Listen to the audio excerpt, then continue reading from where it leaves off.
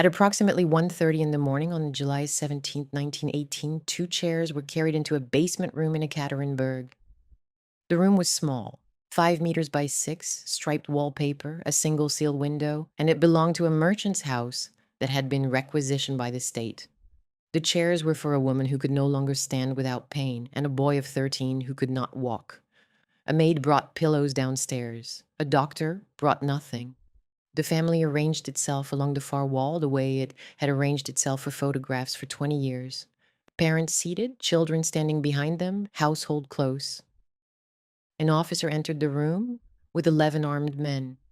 He read from a piece of paper. The father turned and said something. One account gives it as a single repeated word, spoken in confusion. He did not finish. The first shot struck his chest. The room filled with smoke, noise, and the sound of bullets ricocheting off stone. When the smoke cleared, the daughters were still alive. The diamonds sewn into their clothing had stopped the bullets. The family in that basement had been 3 years earlier the most photographed royal household in Europe.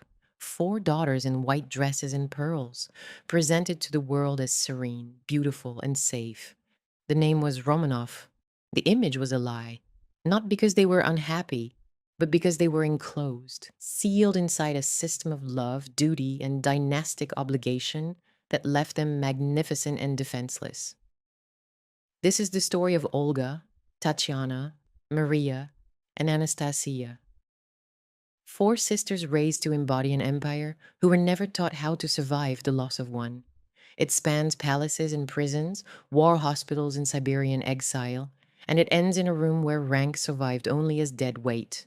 To understand how 4 young women ended up standing against a basement wall in the middle of the night, still dressed as if they might be going somewhere, you have to go back much further than July 1918. You have to go back to the kind of family they were born into and the kind of monarchy that family was trying to preserve, and the particular machinery of love and enclosure and duty that shaped every day of their short lives long before anyone came for them with guns. The House of Romanov had ruled Russia since 1613. By the time Olga, Tatiana, Maria, and Anastasia were growing up in the early 1900s, the dynasty was 3 centuries old, and its legitimacy rested not on consent or constitution, but on spectacle, rank, divine sanction, and the emotional mythology of the sacred family. The Tsar was not merely a head of state. He was an autocrat in the fullest sense, answerable, at least in theory, to God alone. And the imperial household was not merely a private family, but a ceremonial institution regulated by law. Paul Lifter's family statutes and the later imperial house laws govern everything: succession, marriage rules, dowries, titles, incomes, and the hierarchy that determined which Grand Duke outranked which Grand Duchess and what each could expect. The stability of the state was imagined as inseparable from the orderliness of the ruling house. If the family looked unified, the empire could be believed to be sound. If any crack showed, the consequences ran not through a cabinet reshuffle, but through the perceived legitimacy of the entire Russian state. That was the system into which the 4 sisters were born, and it is worth understanding what it meant in practice. Nicholas II's resources as emperor were enormous, annual income in the tens of millions of gold rubles.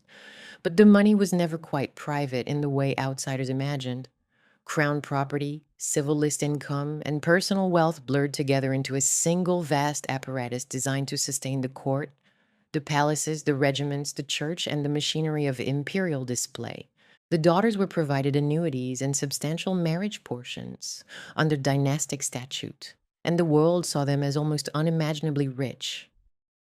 In reality, the wealth was embedded in office, ritual, and obligation.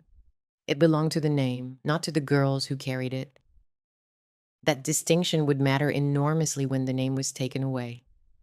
The dynasty the sisters inhabited was also, by the time of their childhood, among the most photographed royal houses in Europe. The czarist publicity machine produced an image of the family that was deliberate, controlled, and extraordinarily effective. 4 beautiful daughters in white dresses, picture hats, pearl necklaces, standing in careful formation beside their parents and their small brother. One useful description of this image is a chocolate box picture. Sweet, harmonious, decorative, and designed to be consumed without question. The photographs circulated in newspapers, on postcards, and commemorative albums. They were pinned to walls in Russian homes and studied in foreign capitals. They created a version of the Romanov sisters that millions of people believed they knew: serene, innocent, interchangeable, and safe. That version was not entirely false, but it was radically incomplete, and it would prove to be no protection at all. The key property in this story is the Alexander Palace at Tsarskoe Selo, about 25 kilometers south of St. Petersburg. It had been built in the 1790s for Catherine the Great's favorite grandson, but by the last 13 years of Nicholas II's reign, it had become the real home of the imperial family. The place where the sisters grew up, where their public image and private reality were most starkly fused, and from which they would eventually be sent into exile. In a dynasty story, this is the great house, not merely a residence, but the emotional machine that shaped the children who lived inside it. The Alexander Palace offered privacy, safety, and insulation from the dangerous intrigues of Petersburg society. It also deepened, year by year, the family's retreat from the country they ruled. The palace was surrounded by parkland, guarded by soldiers, served by a vast household staff, and connected to the capital by railway. It was beautiful and it was a trap. By the end, it would become both the last real home the sisters ever knew and the first of their prisons. If this story has you as captivated as I think it has, do subscribe. What happened next to this family is something the public never knew. And we're only just beginning. What happened inside that house was contradictory in ways the sisters would never fully resolve. Their mother, Alexandra Fyodorovna, born Princess Alex of Hesse, granddaughter of Queen Victoria, imposed a domestic regime that was notably austere by imperial standards. The girls slept on iron camp beds. They took cold baths every morning. Their meals were plain. Their clothing was handed down from older sister to younger. The nursery discipline was English, practical, and deliberately modest, as if Alexandra believed a simplicity of habit could protect her daughters from the corruption she saw everywhere in Russian court life. Visitors to the palace were often charmed by the contrast: four daughters of an emperor living like the children of a well-run country rectory. But the modesty was performed inside a cage of absolute privilege. The girls were surrounded at all times by servants, tutors, governesses, ladies-in-waiting, guards, and the invisible architecture of imperial rank. They were taught languages, religion, music, manners, and duty. They were photographed constantly, and their images circulated across Europe. They knew every minute of their lives that they were not ordinary. They were trained to think of themselves as simple and unassuming. They were also trained to understand that they were imperial grand duchesses, and that this fact would determine everything: whom they could speak to, where they could go, whom they might marry, and what the world would expect of them. The contradiction sat at the center of their childhood like a crack in a foundation wall. It was invisible from the outside, it ran all the way through. There is something about the reproductive politics of this family that shaped the sisters' lives before any of them were old enough to understand it. Olga was born in November 1895. Tatiana arrived in June 1897. Maria followed in June 1899. Anastasia came in June 1901. 4 daughters in 6 years, and every birth was shadowed by the same dynastic anxiety. The empire needed a son. Under Russian succession law, no daughter could inherit the throne. Each girl, however loved by her parents in private, arrived into a public atmosphere of disappointment. The court wanted an heir. The press wanted an heir. The empire wanted an heir. What it got 4 times in succession was a Grand Duchess. When Alexei Nikolaevich was finally born in August 1904, the relief was immense and immediate. He was the Tsarevich, the hope of Russia, and his arrival displaced the sisters symbolically in a way that would never fully reverse. They had been the center of attention by default. Now they were the supporting cast. That shift might have been manageable. Younger brothers displaced older sisters in dynastic families everywhere, except that Alexei was a hemophiliac. The diagnosis came within weeks of his birth, and it reorganized the emotional economy of the entire household. Hemophilia meant that the heir to 300 years of Romanov rule could bleed uncontrollably from the smallest injury. It meant that a bump, a fall, a bruise could become a medical emergency lasting days or weeks.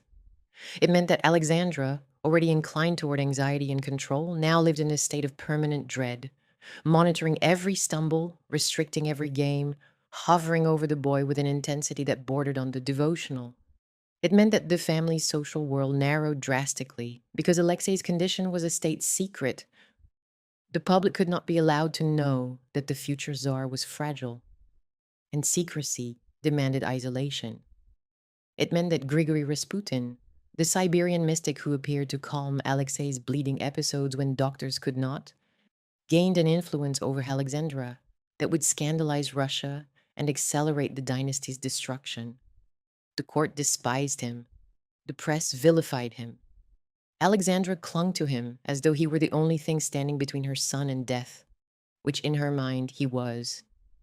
And it meant that the four sisters grew up organized around another child's vulnerability rather than their own futures.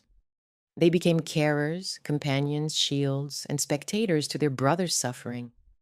Their world was shaped by his crises, the sudden emergencies, the long convalescences, the hushed consultations between doctors and parents, the atmosphere of contained panic that could descend on the household without warning.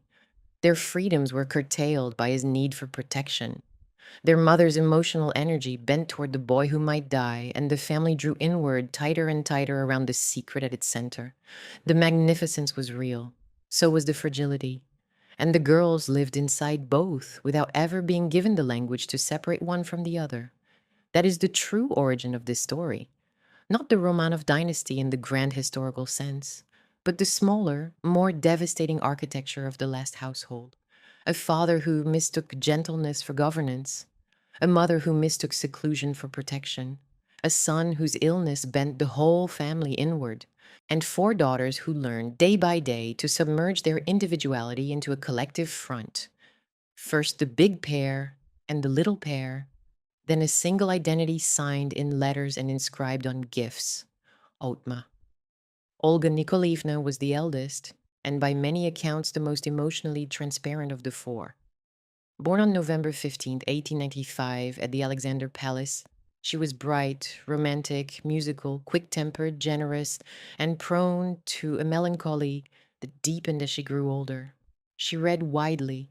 She played piano with real feeling. She had a dreamy quality that those close to the family noted with affection and sometimes concern, a habit of withdrawing into herself, of sitting apart, of watching things others did not watch. Of the four sisters, Olga was the one most likely to say what she felt, and the one most likely to be hurt by what she saw. She understood things the others could still avoid: the political danger, the narrowing of their futures, the gap between what they had been promised and what was actually coming. Her intelligence was not strategic, but emotional. She perceived the atmosphere of a room, the weight of a conversation, the meaning beneath what people chose not to say. In the years ahead, that perceptiveness would become a burden. She would see the closing of doors before the others even noticed the hinges moving. She was 22 when she died. Tatiana Nikolaevna was, in almost every respect, Olga's structural opposite. Born on June 10th, 1897, at Peterhof, she was composed, self-controlled, elegant, efficient, deeply private, and naturally authoritative. The family called her the governess, and the nickname captured something real. Tatiana was the sister who organized, who managed, who held things together when the household threatened to come apart. She was tall and striking, with a particular kind of self-possession that impressed nearly everyone who met her, a quality that went beyond poise into something closer to quiet command. Where Olga responded to pressure with feeling, Tatiana responded with discipline. Where Olga's instinct was to retreat inward, Tatiana's was to take charge. In the war years, she would prove indispensable, and almost every account of the family under strain suggests that she functioned best when the situation was worst. That is what makes her arc the cruelest, in one specific way. Of the four sisters, Tatiana was the one who looked most like a woman capable of building a disciplined adult life, capable of managing a household, running an organization, holding things together through force of character. She had the temperament, the focus, and the bearing. What she did not have was a world that would let her use any of it. She was 21 when she died. Maria Nikolaevna was the warm center of the quartet. Born on June 26, 1889, she was open, affectionate, trusting, socially at ease, physically striking, broad-shouldered, blue-eyed, with a face and a warmth that people remembered long after meeting her, and in some ways the most ordinary of the four in her desires. She wanted love, she wanted a home, she wanted children. She talked about these things simply, without embarrassment, as though the imperial title were incidental to the life she actually imagined for herself. Of the four sisters, Maria was the one most naturally drawn to people outside the family circle. Later testimony suggests she was the sister most inclined to talk to those around them, guards, servants, anyone who would listen, and to carry the most viable fantasy of some survivable future beyond captivity. Maria was not simply the pretty one, though she was often described that way. She was the sister who most convincingly embodied the possibility that they might still somehow live somewhere quietly as a family, that domestic happiness was not only desirable, but reachable. That is what makes her thread essential to this story, because the possibility she carried was the one that would be most violently foreclosed. She was 19 when she died. Anastasia Nikolaevna was the youngest and the family's disruptive spark. Born on June 18, 1901, she was comic, restless, theatrical, attention-seeking, instinctive, and often academically hopeless but socially electric. She mimicked visitors with an accuracy that could be mortifying. She pulled pranks on tutors and servants. She climbed trees when she was not supposed to and said things that made adults laugh or wince in rapid succession. One contemporary description called her an irrepressible force of nature, and the phrase is useful because it keeps Anastasia inside the family as a real girl rather than a later legend. Her gift was morale. Even in captivity, even under guard, even in the grinding monotony of house arrest, those who were with the family remembered her capacity for mischief and spirits, the ability to break a silence, to shift the mood, to make her sisters laugh when laughter should not have been possible. That energy is what makes her posthumous afterlife so powerful and so distorting. The girl most associated with vitality and survival became the one who mass culture most refused to let die. She was 17 when she died, and the world spent the next century trying to pretend otherwise. Nicholas II, their father, was not background to this story. He was one of its principal emotional architects. The broad political line on Nicholas is well established, autocratic yet indecisive, a man who believed in absolute rule but lacked the force of personality to exercise it effectively. He came to the throne in 1894 at the age of 26, after the sudden death of his father, Alexander III, and by several accounts he was neither prepared nor willing. His own diary entry on the day of his accession has the quality of a man describing an event he wished would happen to someone else. He never outgrew that feeling. Governance was something that happened to him rather than something he directed, and the gap between the authority the system gave him and the temperament he brought to it would prove fatal, not only for the empire, but for the family that lived at its center. In family terms, however, he was something different entirely. He was affectionate, domestic, and sentimental, more comfortable as husband and father than as emperor. He played with the children in the park at Tsarskoe Selo.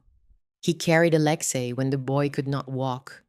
He walked in the gardens and read aloud in the evenings and kept up a household warmth that was not performance, but genuine instinct, the instinct of a man who would rather have been a country gentleman than a czar. The daughters adored him with a directness that runs through every surviving letter and diary. They called him Papa. They wrote to him with tenderness and concern. They worried about him when he was at the front. But his softness at home coexisted with catastrophic political rigidity in public. He dismissed the Duma when it challenged him. He mismanaged the war effort with a stubbornness that cost millions of lives. He trusted advisors he should have discarded, and discarded ones he should have trusted. He created a family culture of warmth and private play, and he failed, utterly and fatally, to read the world that was closing in on all of them. The father the daughters loved was also the emperor, whose failures delivered them to the basement. Alexandra Fyodorovna was equally central and far more divisive. She was intense, emotionally raw, deeply religious, fiercely private, politically disastrous, and utterly devoted to her husband and children in a way that left no room for anyone or anything else. Her misrule during Nicholas's wartime absence at the front, her reliance on Rasputin, her interference in ministerial appointments, her contempt for public opinion helped destroy the monarchy more efficiently than any revolutionary pamphlet. Ministers were shuffled. Competent officials were removed at Rasputin's suggestion and replaced with sycophants. The empress, who should have been stabilizing the home front, was instead hollowing out the government from within. But in the daughters' lives, her larger role was enclosure. Alexandra imposed a domestic code that defined their world. The cold baths, the plain food, the iron beds, the limited social contact, the prayer, the suspicion of outsiders, the obsessive anxiety around Alexei's health, and the emotional grouping of the girls into paired units rather than separate selves. Olga and Tatiana became the big pair. Maria and Anastasia became the little pair. Together they became Atma, a collective acronym made from their initials, used in letters and gifts, a single identity that was affectionate and binding, and in some ways a substitute for the individual futures that Alexandra's system was not designed to produce. She loved them fiercely.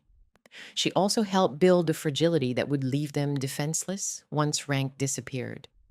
Alexei, though not one of the titular sisters, was indispensable to their story.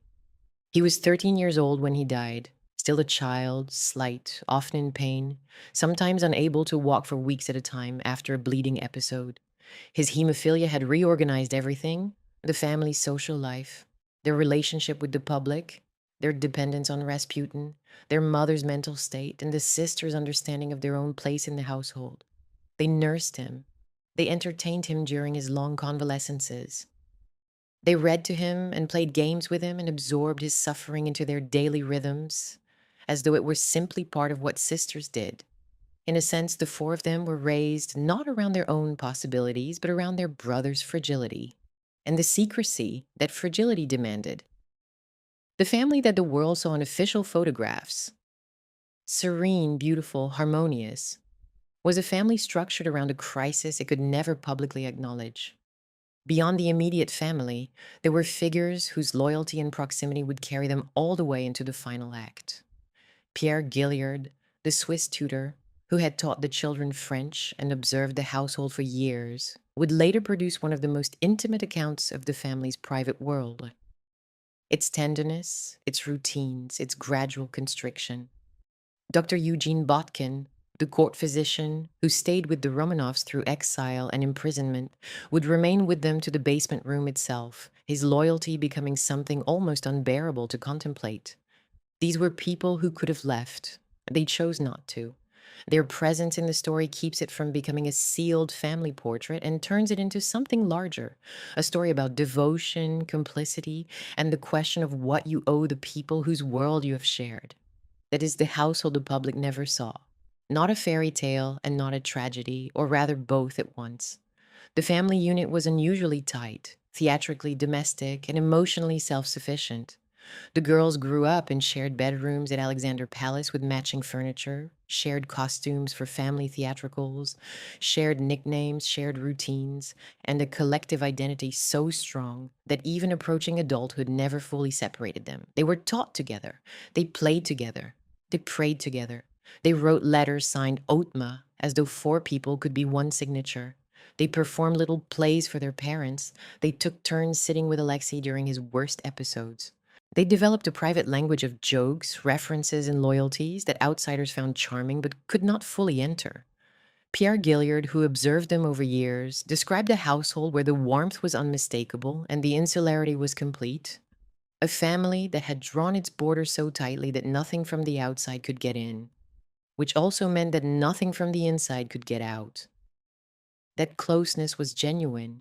It was not propaganda, but it was also a sign that their world was dangerously small, and that the skills they were acquiring, loyalty, tenderness, obedience, ritual, the performance of harmony, were the skills of an enclosed institution, not the skills of four young women who might one day need to survive on their own. They had no friends their own age outside the household. They had no experience of independence. They had never been alone in a city, managed money, made a decision without parental guidance, or navigated a social situation where their title did not precede them into the room. The family's answer to every external pressure was the same: draw closer together, pray harder, trust the unit. It was a strategy born of love. It was also a strategy with no contingency for the day the unit itself became the target.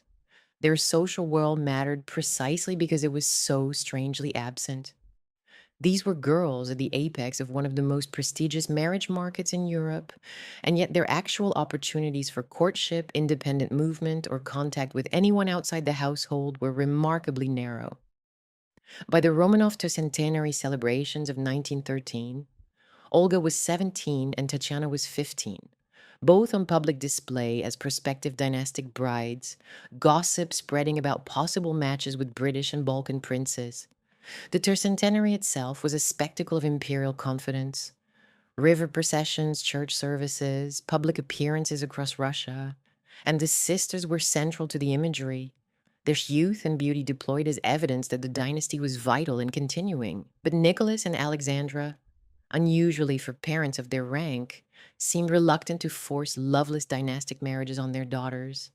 That gave the girls a little emotional freedom. They could dream of love, of countryside, of obscurity, but it provided no practical escape. The door was ajar in theory and locked in practice. They remained ceremonial property, their futures shaped not by choice, but by a system that valued them primarily as symbols. That stability would hold for one more year, and then it shattered. In the autumn of 1914, the war came, and for a brief season, it cracked the enclosure open. Olga and Tatiana trained as Red Cross nurses and began working with wounded soldiers at the hospital established at Tsarskoe Selo. They were 19 and 17. They dressed wounds. They assisted in surgery. They held the hands of men in pain and saw bodies broken in ways their sheltered upbringing had never prepared them for. Photographs from this period show them in white nurses' uniforms, hair pinned back, faces serious, standing beside hospital beds, and the contrast with the lace and pearl images of their childhood is almost violent. These are young women doing real work, occupying real space in the adult world, and the change in their bearing is visible. Maria and Anastasia, too young to nurse, visited patients and helped where they could, rolling bandages, writing aloud, offering the kind of bright, uncomplicated company that men in pain sometimes needed more than medicine. Through that hospital, the younger sisters encountered, perhaps for the first time, adult experience that had nothing to do with their family or their title. Pain, flirtation, suffering, gratitude, ordinary men who looked at them not as grand duchesses, but as young women in a ward. Olga characteristically fell in love, or something close to it, then with a wounded officer, and her diary entries from the period carry a romantic ache that she had never been allowed to feel before. For all four sisters, the war years became a paradox that would define the rest of their lives. The conflict that was destroying the dynasty also gave them their only real taste of practical adulthood, of usefulness, of a world beyond the palace walls. It was the closest they would ever come to freedom. It was also the last door that would open before all the doors closed. Underneath those best years, the damage was already compounding.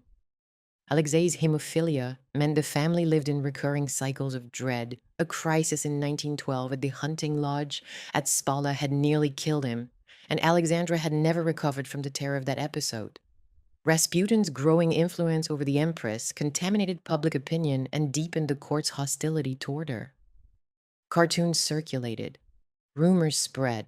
Rumors about the nature of Rasputin's relationship with Alexandra, about his influence over appointments, about the damage he was doing to the dynasty's reputation.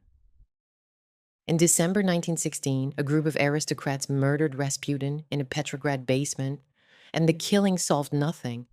It only confirmed that the court had fractured beyond repair. Nicholas's political failures were mounting. The war was going badly.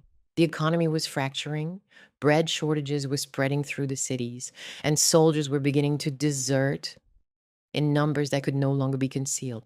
The daughters, for all their beauty and genuine popularity, were still living inside a system where sons mattered more than daughters, The court was treacherous, the press was curated, and the private family was being used as a symbolic shield for a weakening autocracy. Their glamour had always been partly costume.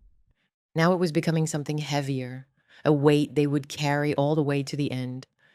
By the spring of 1917, the sisters were approaching womanhood in a country that no longer had a place for them. Olga was 21, Tatiana was 19, Maria was 17, Anastasia was 15. They had nursed soldiers, dreamed of love, written letters full of private jokes and careful affection, and grown their hair back to shoulder length after shaving it during a bout of measles that swept through the household that spring. The collapse of the fairy tale image made shockingly visible. 4 bald young women in a guarded palace, no longer grand duchesses in any meaningful sense, not yet prisoners in the way they would soon become. Their marriage futures had dissolved. Their father's authority had collapsed.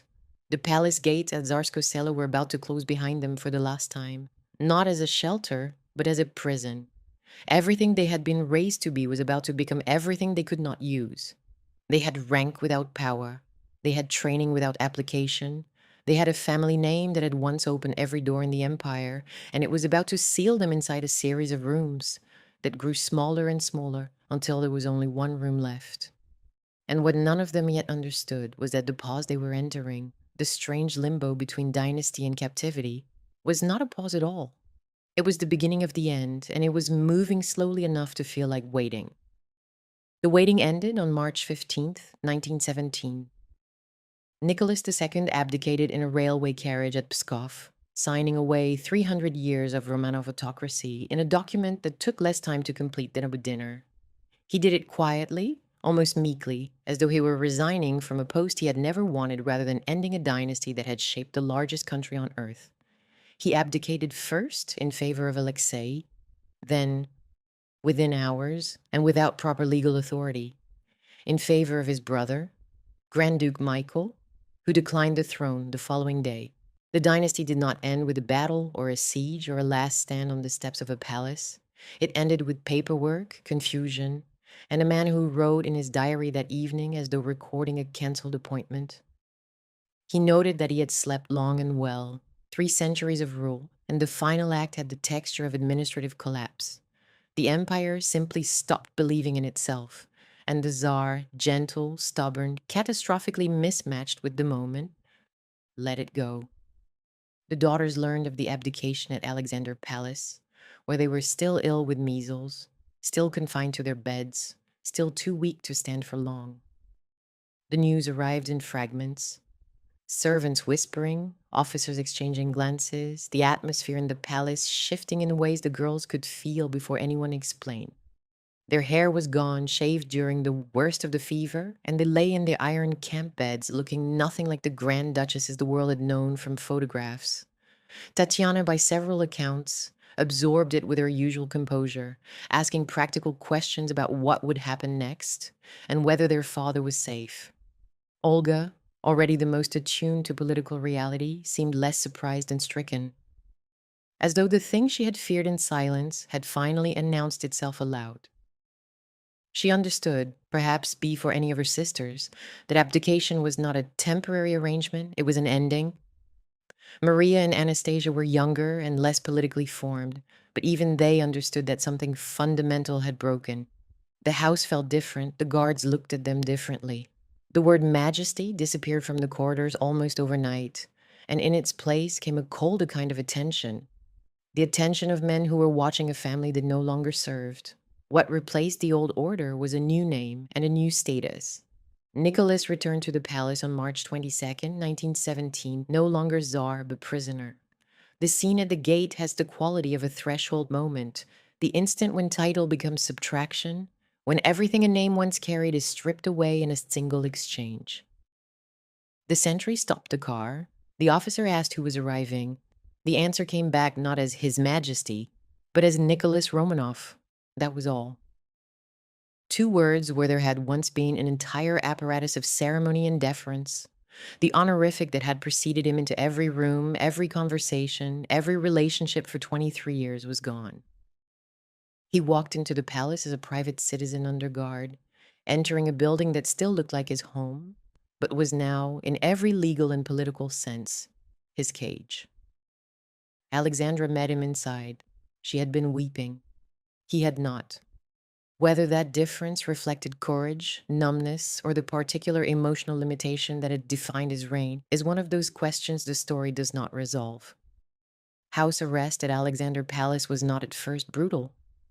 The provisional government under Alexander Kerensky confined the family beginning in March 1917, and the initial regime was one of humiliation rather than deprivation.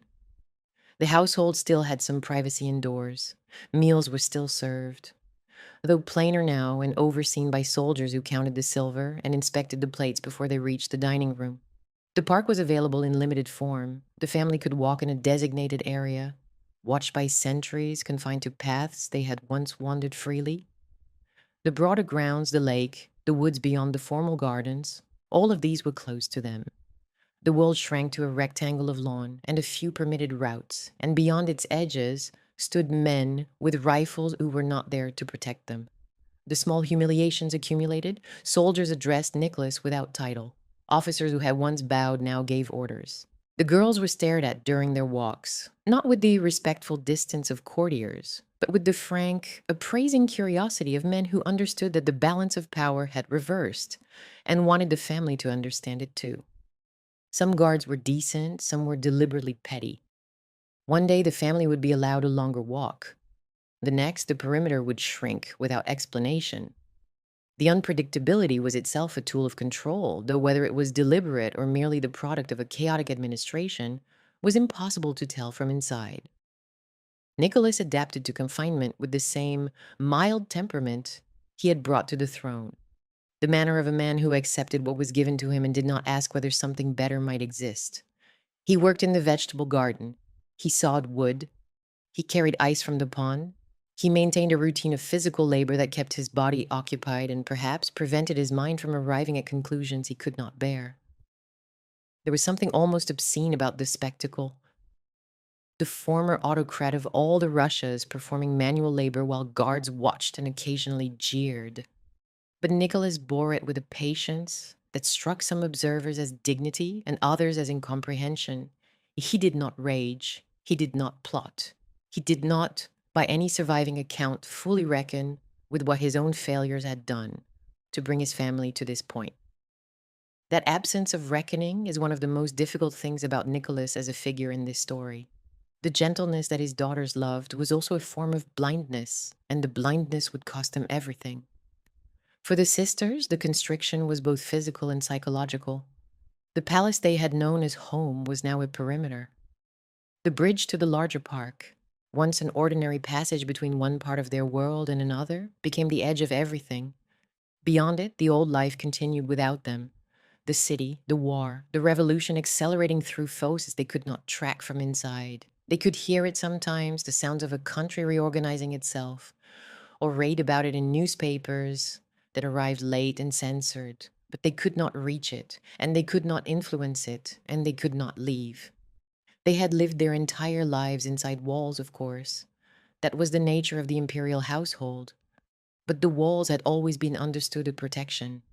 Now they were understood as confinement, and the difference between those two things was the difference between a childhood and a sentence. Kerensky visited several times during these months, and his role in the story is worth pausing over because it complicates the simple narrative of revolutionary cruelty. He was not unkind to the family. He treated Nicholas with a certain awkward courtesy, spoke with the children, and appears to have been genuinely concerned for their welfare, particularly the welfare of the younger girls, whose obvious vulnerability seems to have affected him. He later claimed he had intended to send the family abroad, soon to England, where Nicholas's first cousin, King George V, sat on the throne and where asylum seemed for a time not only possible, but likely. The two men had grown up together. They looked so alike that photographs of them side by side could be mistaken for the same person. The family connection was real, the diplomatic channel was open, and for a brief window in the spring of 1917, it appeared that the Romanovs might simply leave Russia and live out their days in quiet British exile. It did not happen. George V's government initially extended an offer of asylum, then withdrew it or allowed it to lapse under political pressure, fear that sheltering a deposed autocrat would alienate Britain's new Russian allies and inflame domestic labor opinion. The precise sequence of who decided what and when remains one of the most contested details in Romanov historiography, and the British establishment spent decades after the murders minimizing the crown's role in the decision. The king's private secretary wrote careful, deniable letters. Government officials pointed at each other. The file was quietly buried. But the result is not contested. The family stayed in Russia. The cousin who might have saved them did not. George V would reign for another 18 years, attend state occasions, wave from balconies, and carry whatever private weight that decision placed on him into a long life that the Romanov children would never given the chance to have. That failure of kinship, of obligation, of the bond between royal houses that was supposed to mean something in exactly this kind of crisis would become one of the enduring what ifs in the Romanov afterlife. The door opened, it closed, nobody walked through it. And the family that might have lived out its years in a house in the English countryside was instead sent deeper into Russia, further from any border, further from any remaining possibility of rescue. Inside the palace, the family responded to each new constriction the way it had always responded to pressure. It drew tighter around itself. More prayer, more togetherness, more routine, more dependence on the old domestic unit. Nicholas read aloud to the children in the evenings. Conan Doyle, Turgenev, whatever was available. Alexandra organized the household schedule with the same iron determination she had once applied to nursery discipline, as though the structure of the day could substitute for the structure of the state. The girls sewed, walked, helped with meals, attended to Alexei, and maintained the rituals of family life, as though ritual itself could hold the world at bay. In some ways it could. The structure gave them purpose, continuity, a sense that they were still themselves, even as everything external insisted they were not. But the strategy that made emotional sense was also the strategy that deepened their vulnerability. Their answer to danger was retreat into family, into faith, into the habits of the enclosed world they knew. And retreat left them with no resources for the day when the enclosure itself was taken away. The deeper fracture was not political, it was personal, and it went to the heart of who the sisters had been trained to be. They knew how to be grand duchesses. They knew how to be nurses, daughters, sisters, and members of a collective called Atma. They did not know how to be private citizens, exiles, or political hostages. Their education had been broad in the way that royal educations were broad: languages, music, religion, deportment, the kind of ornamental knowledge that prepared a young woman to be charming at a state dinner and useless in a crisis. But it had not included anything resembling preparation for ordinary life. They had never shopped for food. They had never navigated the city alone.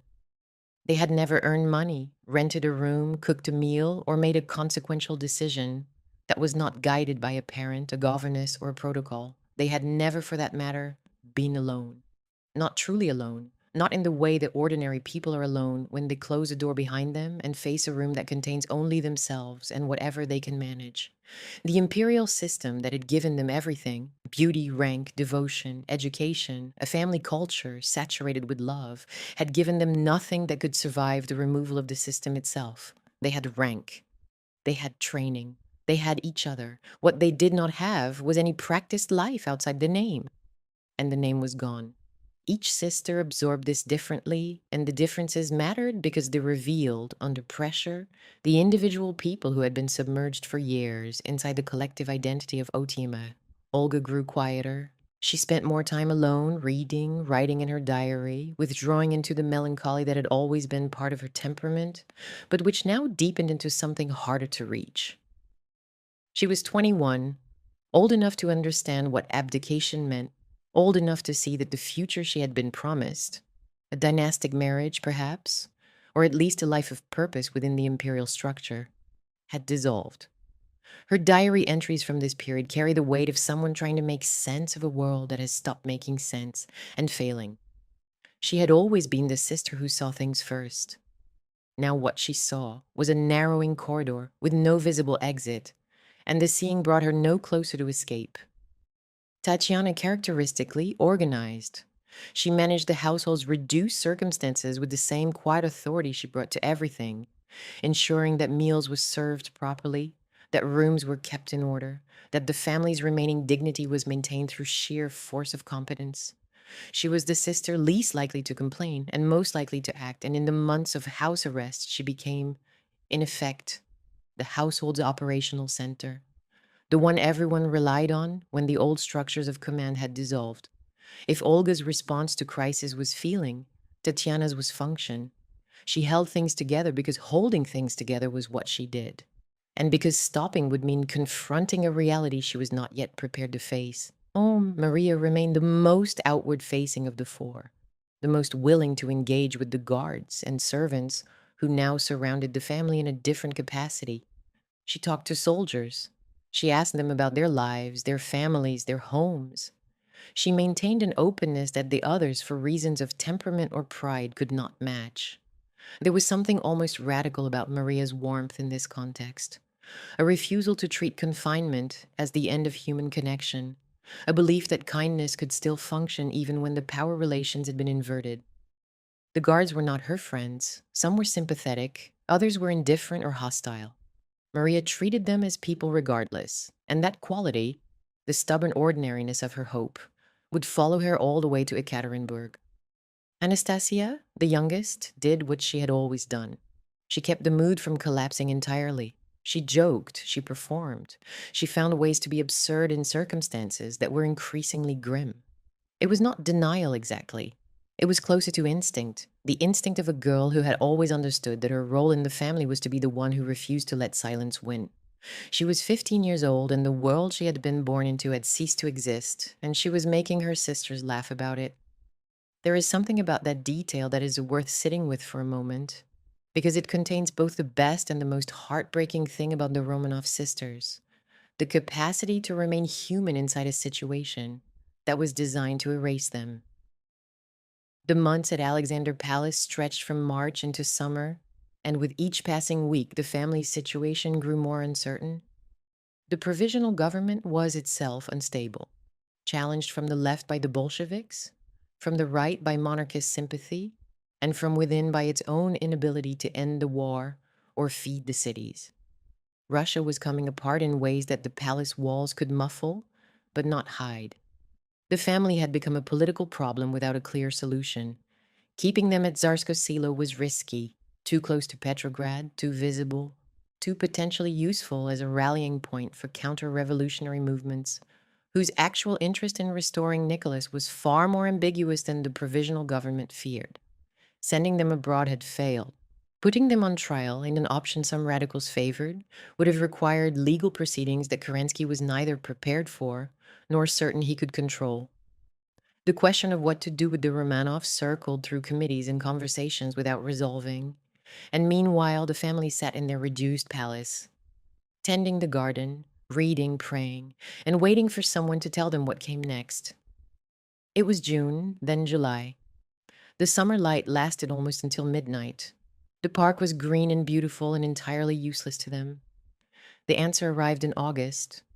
On the 14th, the family was informed they would be moved, not abroad, not to freedom, but to Tobolsk, a provincial town in western Siberia, chosen by Kerensky with the stated intention of keeping the family safe from the increasingly radical and dangerous atmosphere of the capital. Whether that intention was sincere or merely a convenient justification for removing them from a city where their presence was becoming increasingly untenable is impossible to know with certainty, but the practical effect was clear. The Romanovs were being sent deeper into Russia, further from any border, further from any help. They packed their trunks, what remained of a household that had once filled a palace. They gathered what they could carry. They said goodbye to the staff who would not accompany them, to the rooms they had known since childhood, to the park where they had walked and posed and played for the cameras that made them famous. And then, early in the morning of August 14th, they left the Alexander Palace for the last time. The departure was quiet, hurried, deliberately inconspicuous. Kerensky wanted the transfer to happen without public attention, and the family was moved before dawn. Cars were arranged, trunks were loaded. the household that would accompany them. A reduced retinue of loyal servants, Gilliard, Botkin, a handful of attendants who had chosen to share the family's fate, assembled in the gray light of a summer morning that should have been ordinary and was not. For a dynasty story, this is the last exit from the great house, and it should carry the weight of everything that came before. The nurseries, the cold baths, the shared bedrooms, the family theatricals, Alexei's crises, the prayers, the photographs, the enclosure that had been both sanctuary and cage. Alexandra, by one account, walked through the rooms one final time before leaving. Whether she did or not, the emotional truth of the detail holds. This was the place where her children had been born, where her son had nearly died, where her family had been happiest and most trapped, and she was leaving it forever. The girls who left that morning were not the girls who had grown up there. They were thinner, paler, their hair still growing back, their status dissolved, their futures empty. They still had trunks, servants, letters, prayer books, habits, and each other. They did not have a country, a title, or a plan. The house that had staged their childhood was behind them forever. There would be no return. The family traveled by train to Tyumen, then by steamer along the river to Tobolsk, arriving in late August 1917. The governor's house, where they would be held, was a modest building by any standard, and absurdly so by the standard of Alexander Palace, a two-story wooden structure in a provincial Siberian town, surrounded by a fence, attended by guards whose hostility varied from week to week depending on political winds. They could neither see nor control. But it had rooms, a courtyard, and for a time, a quality of life that was marginally better than what they had endured in the final weeks at Tsarskoe Selo. The guards were initially less aggressive. The routine was more relaxed. The family could attend church services under escort, receive some deliveries, and maintain something approaching domestic normality. Alexei could play in the courtyard. The sisters could read, sew, walk within the compound. Nicholas could exercise outdoors. Pierre Gilliard remained with them, as did Dr. Botkin, whose quiet loyalty was becoming one of the most remarkable features of the story. A physician who could have left, who had every reason to leave, and who stayed because he had decided that his place was with this family, whatever that place cost him. It was exile, undeniably. It was also, in those first months, almost bearable. And that was the most dangerous thing about Tobolsk. It allowed the family to believe that time might simply continue like this, that the worst was over, that Siberia was punishment enough, that the revolution might forget about them, or better still, that the political situation might reverse and bring some kind of restoration or release. They wrote letters, they kept up meals together, they organized readings and small entertainments. Anastasia performing comic sketches, the family staging little plays in the evenings, Nicholas reading aloud from whatever books they could obtain. They held onto the rhythms of family life as though rhythm itself could keep disaster at a distance. And for a while, the deceptive calm held. For the sisters individually, Tobolsk was where the differences that had always existed between them sharpened into something more visible, more consequential.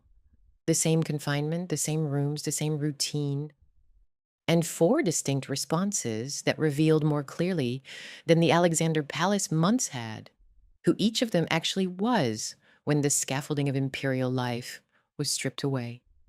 Olga became quieter still, more introspective, more given to long silences and private reading. She was the sister who understood most fully what Tobolsk meant, not safety, but storage, not reprieve, but delay. Her letters and diary entries from this period are marked by a kind of clear-eyed sadness that is difficult to read without understanding it as a grief. Grief for the life she would not have, for the marriage that would not happen, for the version of herself that had once seemed possible and was now receding with each week of exile. She was 22 years old. In another life, she might have been married, living in a palace of her own, raising children, playing piano in the evenings. In this life, she was sharing a room with her sister in a wooden house in Siberia, waiting for news that never came, growing older inside a space that grew no larger. Tatiana organized Tobolsk the way she had organized Alexander Palace, with quiet efficiency and a refusal to acknowledge despair. She helped manage the household's diminished resources, kept the daily schedule intact, ensured that meals were served and rooms were maintained, and that the family's routines carried forward into exile, as though routine were a form of resistance. Of the four sisters, Tatiana was the one who functioned most seamlessly under pressure, and the Tobolsk months reinforced that impression in everyone who observed her. Gilliard noted her composure. The guards noticed her bearing. She moved through the governor's house with a self-possession that seemed to belong to a woman twice her age, and if the effort required to maintain that composure was enormous, she never let it show.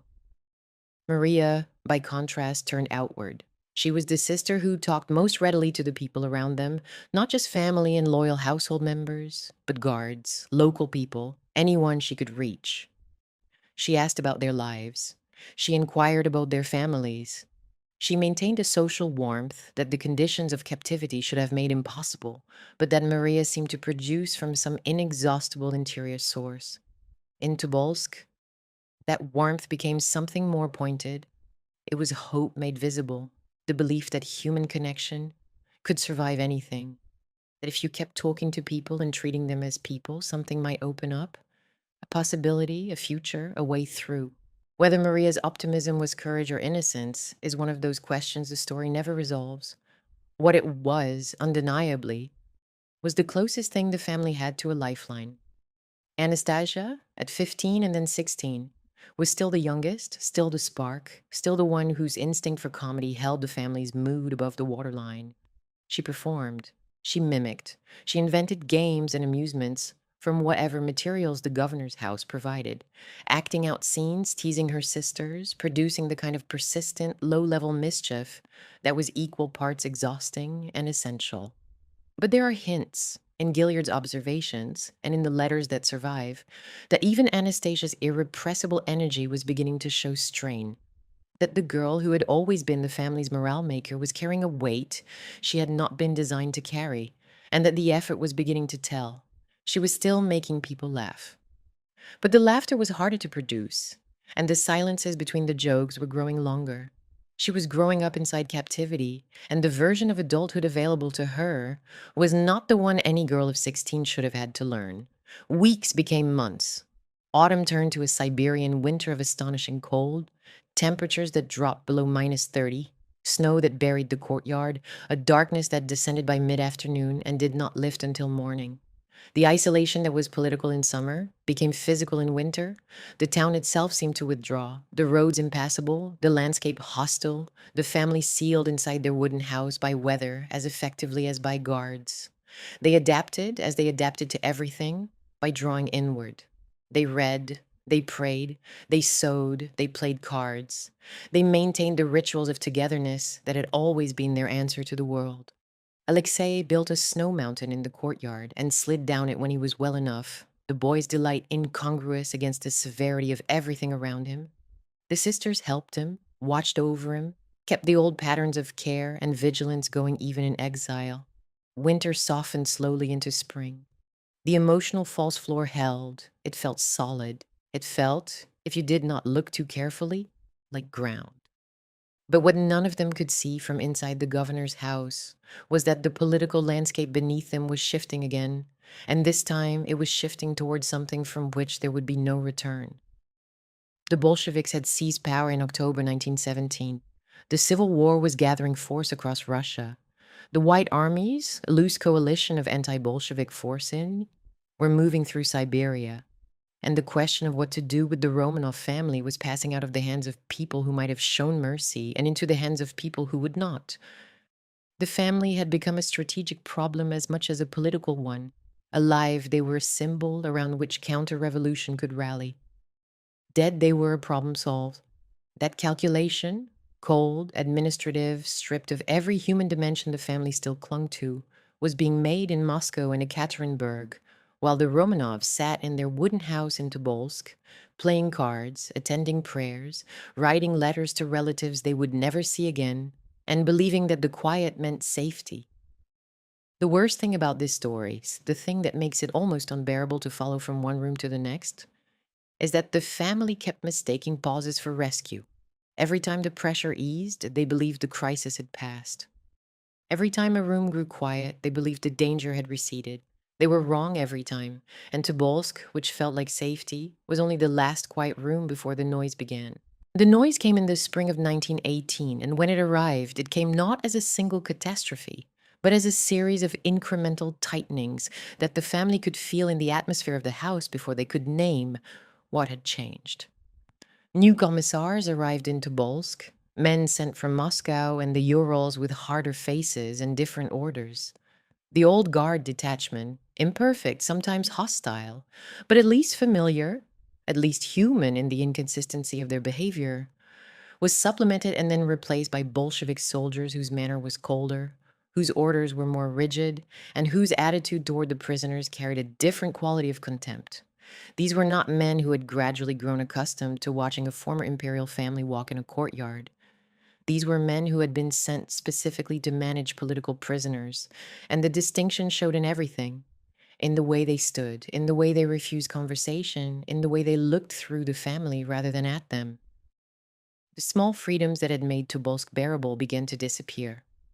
Church attendance was restricted, then stopped entirely. Deliveries from the town were curtailed. The courtyard walks grew shorter and more closely supervised. Rations were reduced. The guards who had sometimes been willing to talk to Maria or tolerate Anastasia's performances now stood at greater distance, faces closed as though the prisoners had been reclassified in some internal register that the family could not see but could sense in every interaction. The emotional false floor that had held for months was beginning to crack, and through the cracks came a cold air. What had changed was political, and it was happening far beyond the walls of the governor's house. The Bolsheviks were consolidating power across Russia. The Treaty of Brest-Litovsk had pulled Russia out of the war, but at enormous territorial cost, and domestic opposition was hardening into full civil war. The White Armies, monarchists, liberals, nationalists, Czech legionnaires, foreign interventionists, were advancing through Siberia, and the Romanov family, alive in captivity, potentially rescuable, had become an increasingly dangerous symbol. The Whites did not need to actually want to restore Nicholas to the throne for the Bolsheviks to fear that they might. The mere possibility was enough, and Tobolsk, remote as it was no longer remote enough. The family needed to be moved somewhere more securely under Bolshevik control, somewhere the approaching forces could not reach them. The destination, when it was finally determined, was Ekaterinburg, an industrial city in the Urals, a Bolshevik stronghold, and the place where the story would end. But the transfer could not happen cleanly because Alexei was ill again. In the early spring of 1918, he suffered a severe hemophilia attack, a hemorrhage in the knee that left him bedridden, unable to walk, and in the kind of grinding, relentless pain that had punctuated his entire childhood, he could not travel. The doctors were clear on this point, and even the commissars, however indifferent to the family's suffering, understood that moving a critically ill boy over rough roads in a Siberian spring was likely to kill him before they reached their destination. The decision was made. Part of the family would go ahead to Ekaterinburg. The rest would follow when Alexei was well enough to be moved. That decision, bureaucratic, practical, entirely logical from the perspective of the men who made it, cracked the family's last remaining defense. They had lost their title, their palace, their country, their freedom, and their future. What they had retained through every phase of captivity was each other, the unit, the collective, Altme, the family that prayed together, ate together, slept in shared rooms, and faced every new confinement by drawing tighter around itself. Now even that was being taken. The family would be split, and the split would happen in the worst possible way, not by the children's choice, but by the state's convenience, and not temporarily, but for as long as it took to move a boy who might not recover. Nicholas and Alexandra would go ahead. That much was decided by the commissars. The question was which of the children would accompany them, and the question carried a weight that went beyond logistics. Alexei could not travel. He was bedridden, in pain, and moving him risked a fatal hemorrhage. Olga was unwell and emotionally fragile, her melancholy deepened by months of exile into something closer to depression. Tatiana was needed to manage the remaining household and care for Alexei, whose medical needs she understood as well as anyone except Botkin. She had nursed him through crises before. and her competence in that role was recognized by everyone in the household. Anastasia was too young to be separated from her sister without someone to look after her, and her temperament, for all its vitality, was not suited to the particular pressures of traveling with anxious parents into an unknown situation, and so it was Maria, the third daughter, the warm one, the open one, the sister who had always been the most socially at ease and the least politically attuned, who was chosen to accompany her parents into the next phase of captivity. The precise reasoning behind the choice is not fully documented. Some accounts suggest that Maria volunteered, characteristically stepping forward to spare her sisters from a burden she was willing to carry. Others suggest that Alexandra chose her, perhaps because Maria was the most compliant.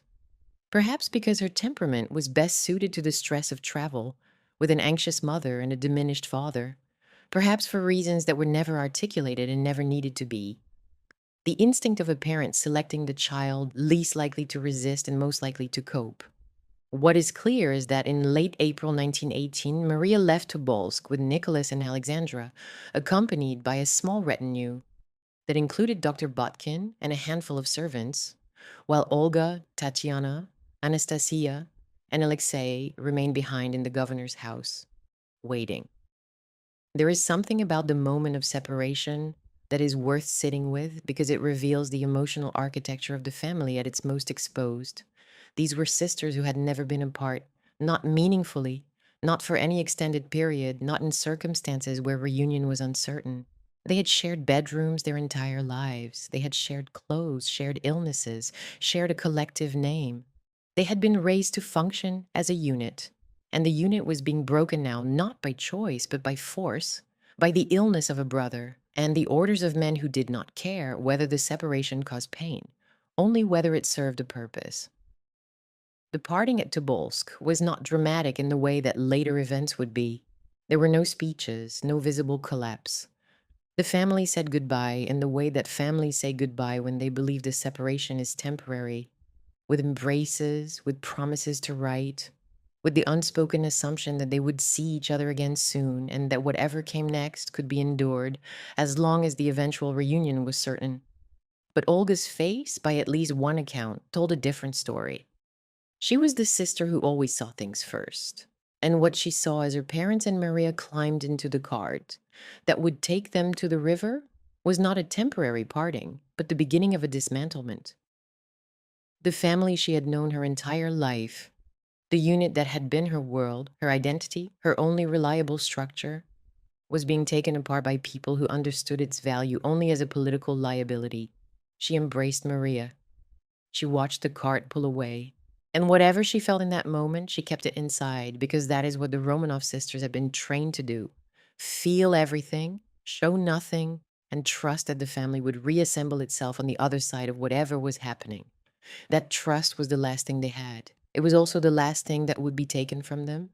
Maria arrived in Ekaterinburg in late April with her parents and was taken to the Ipatiev House, a merchant's residence that had been requisitioned by the Ural Soviet and renamed, with the grim bureaucratic precision of the new regime, the House of Special Purpose. The name was not accidental. It told you everything if you were willing to hear it, and the family, arriving exhausted from a journey that had taken them by cart, train, and car across hundreds of kilometers of unstable territory, was not yet willing to hear it. They were searched at the door, not the cursory inspections of Tobolsk, but thorough, invasive searches that went through every bag, every pocket, every personal item. Their belongings were inventoried. They were shown to rooms that were adequate but bare, overseen by guards who made no pretense of courtesy. The windows on the upper floor had been whitewashed so that the prisoners could not see out and passers-by could not see in. A high wooden fence surrounded the property, and sentries paced beyond it at all hours. The world outside, the city, the street, the ordinary life of Ekaterinburg proceeding within meters of where they stood, was invisible. They had been sealed inside a space that was designed not to confine them, but to erase them from the world's view. Maria's letters and communications from Ekaterinburg, sent back to her sisters in Tobolsk before the others joined her, are among the most valuable documents in the final chapter of the Romanov story because they record the shock of transition in a voice that is still recognizably hers, still warm, still trying to find something to hold on to, but unmistakably shaken. She wrote about the searches, which were more frequent and more humiliating than anything they had experienced before. She wrote about the fences, which were higher and more oppressive than anything at Tobolsk. She wrote about the guards, who were different from the Tobolsk guards in ways she struggled to express. Not necessarily crueler, but more purposeful, more organized, less interested in the family as people, and more interested in them as a problem to be managed. She wrote about the atmosphere of the house, which was different from Tobolsk in ways she could feel in her body before she could articulate them with her mind. The governor's house had been exile. The Ipatiev house was something else. Something she did not have a word for, because the word she needed was one that no 19-year-old girl should have to know. Maria, precisely because she was the most open and socially hopeful of the sisters, became in those weeks the family's most powerful witness to the closing of possibilities. She was the one who had always believed that if you kept talking to people, something human would survive. She had talked to guards in Tobolsk. She had talked to soldiers at Alexander Palace. She had talked to wounded men in the hospital wards during the war, and the connection had always held, the thread of ordinary human warmth that she spun between herself and whoever was nearby. In Ekaterinburg, she discovered that some systems are designed to ensure that nothing human survives at all. The guards at the Ipatiev house did not want conversation. They wanted compliance. And the difference between those two things was the difference between the world Maria had been raised in and the world she was now dying in, even if she did not yet know the word for what was happening. Alexandra characteristically did not bend. She remained proud, religious, and rigidly composed, organizing the household's diminished routines with the same fierce determination she had brought to every phase of captivity. She prayed for hours. She read scripture. She wrote in her diary with the careful hand of a woman who believed that God's plan included suffering and that suffering, properly endured, had meaning. Her health was poor. She suffered from sciatica, from heart trouble, from the accumulated physical cost of years of anxiety and grief. And she spent much of her time in bed or in a wheelchair, directing the household from a position of physical weakness and emotional iron. Whether that faith was strength or denial is one of the questions the story never resolves. And perhaps the question itself is wrong. Perhaps faith and denial were the same thing for Alexandra, fused together in the crucible of a life that had given her everything and then taken it all away. In practical terms, her composure made her difficult for the guards to manage and impossible for them to intimidate. She was the only member of the family who still behaved as though the power relations had not changed, and the guards, who had broken harder people than this, did not know what to do with a woman who treated imprisonment as an inconvenience rather than a defeat.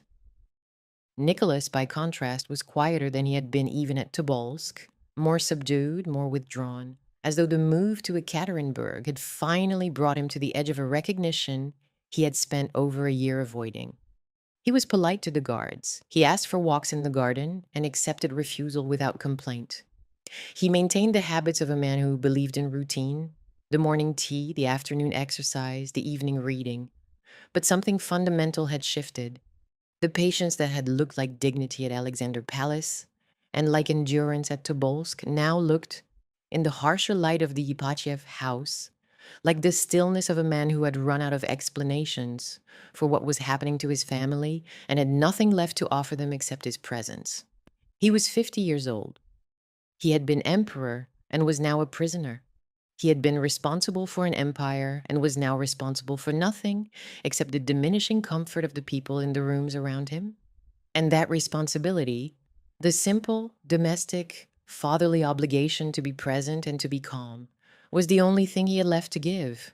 Back in Tobolsk, the 3 remaining sisters waited with Alexei and tried to hold what was left of the household together.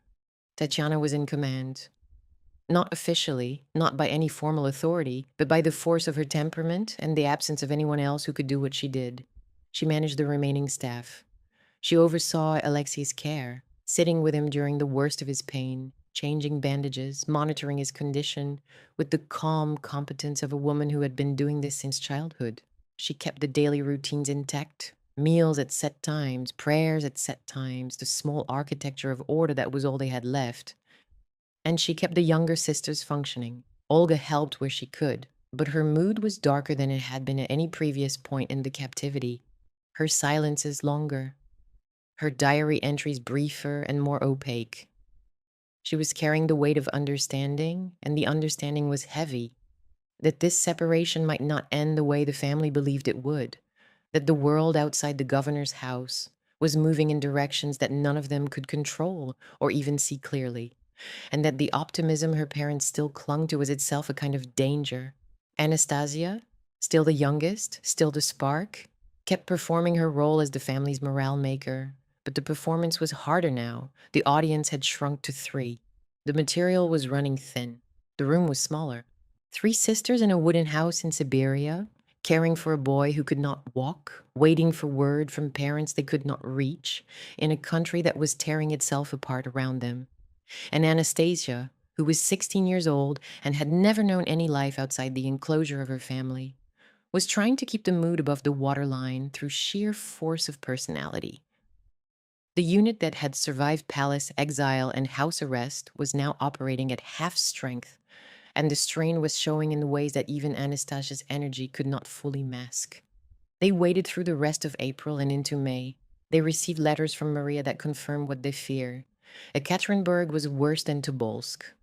They nursed Alexei through his recovery, watching him slowly regain the ability to move, then to sit up, then to stand. And they prepared, quietly, practically, with the efficiency that Tatiana brought to every task, for the journey they knew was coming. Their trunks were packed, their rooms were tidied. They said goodbye to the governor's house, the way they had said goodbye to Alexander Palace, by leaving it.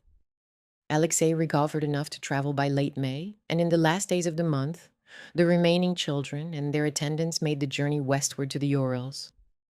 The trip was difficult. Alexei was carried on a stretcher. The roads were rough, the weather uncertain, and the political atmosphere charged with the chaos of a civil war, whose front lines were shifting week by week. Pierre Gilliard accompanied them as far as Ekaterinburg, where he was separated from the family and sent away. A moment that he would later describe with a grief that makes it clear. He understood, even then, that he was seeing these children for the last time. Gilliard survived. He wrote about it. He carried the memory of the Romanov children for the rest of his long life, and his testimony would become one of the most important windows into the family's private world. But at the moment of parting, all he could do was watch them go inside the Ipatiev house and know that the door was closing behind them. When the remaining sisters arrived in Ekaterinburg, the reunion with Nicholas, Alexandra, and Maria should have been a moment of relief. In some ways it was. The family was together again. OTMA was restored. The unit that had been their answer to every crisis was whole once more. But the house they were together in was not the governor's house in Tobolsk. It was the house of special purpose. And the sisters who had just arrived could see immediately what Maria's letters had tried to tell them. This was different. This was worse. The whitewashed windows, the high fences, the guards at every door, the atmosphere of managed reduction that hung over the house like weather. Tatiana, whose composure rarely cracked, reportedly looked around the Ipatiev house in the first hours after arrival and said nothing. The silence was, for Tatiana, more telling than any words she might have chosen. The Ipatiev house, in its final configuration, was a space designed not for punishment in any traditional sense, but for control, total, systematic, and impersonal. The windows were painted over or boarded, cutting the family off from daylight on most sides and from any visual connection to the city beyond. A second, higher fence had been erected around the property, creating a double barrier between the family and the outside world.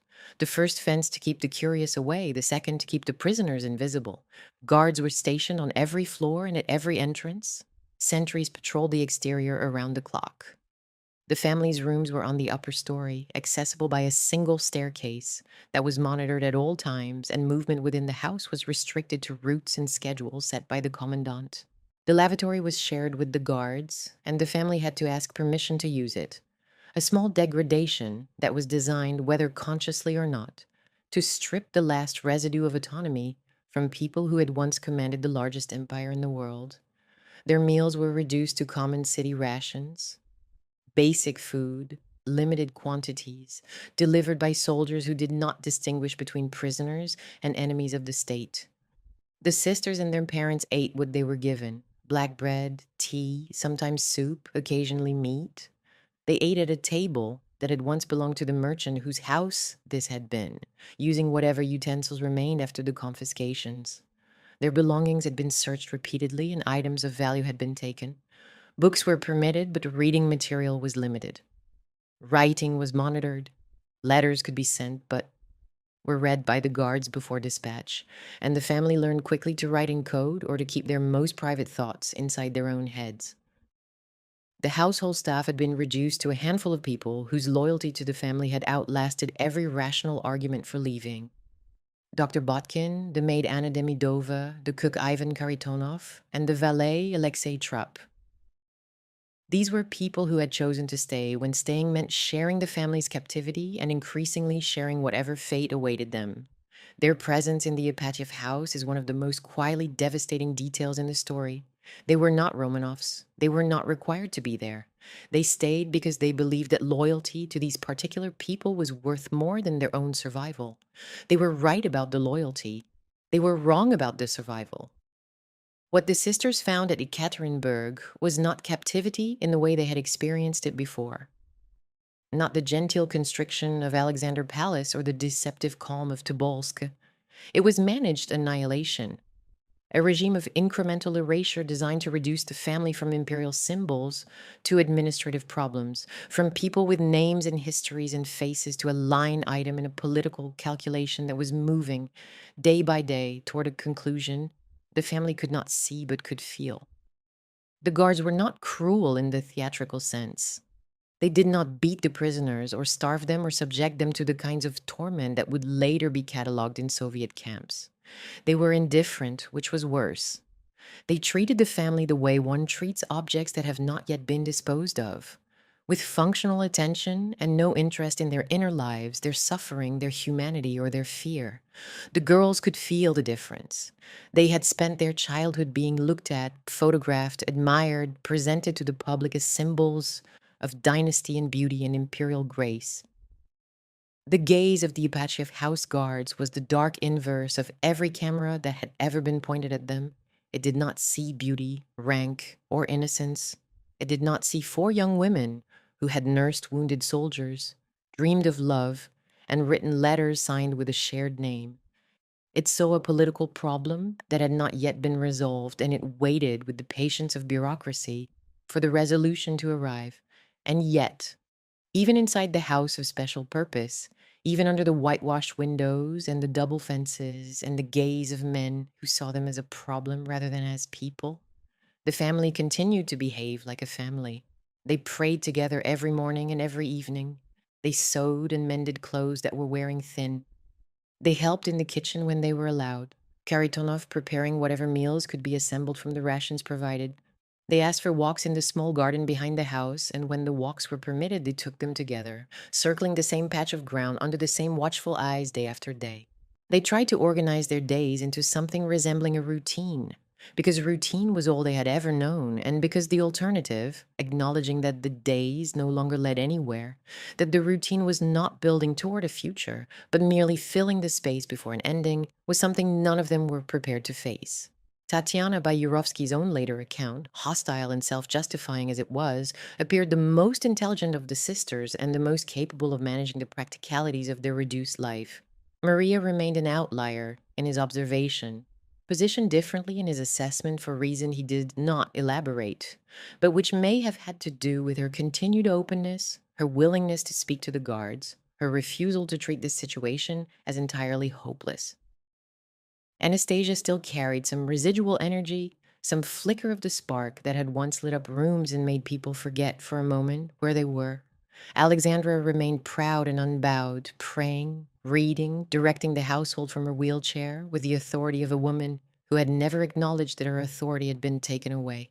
Nicholas remained earnest and oddly untheatrical, a man who had once commanded the largest empire in the world and now asked permission to walk in a garden and accepted the answer, whatever it was, with the same quiet courtesy he had brought to everything. These were not the behaviors of people who understood that they were about to die.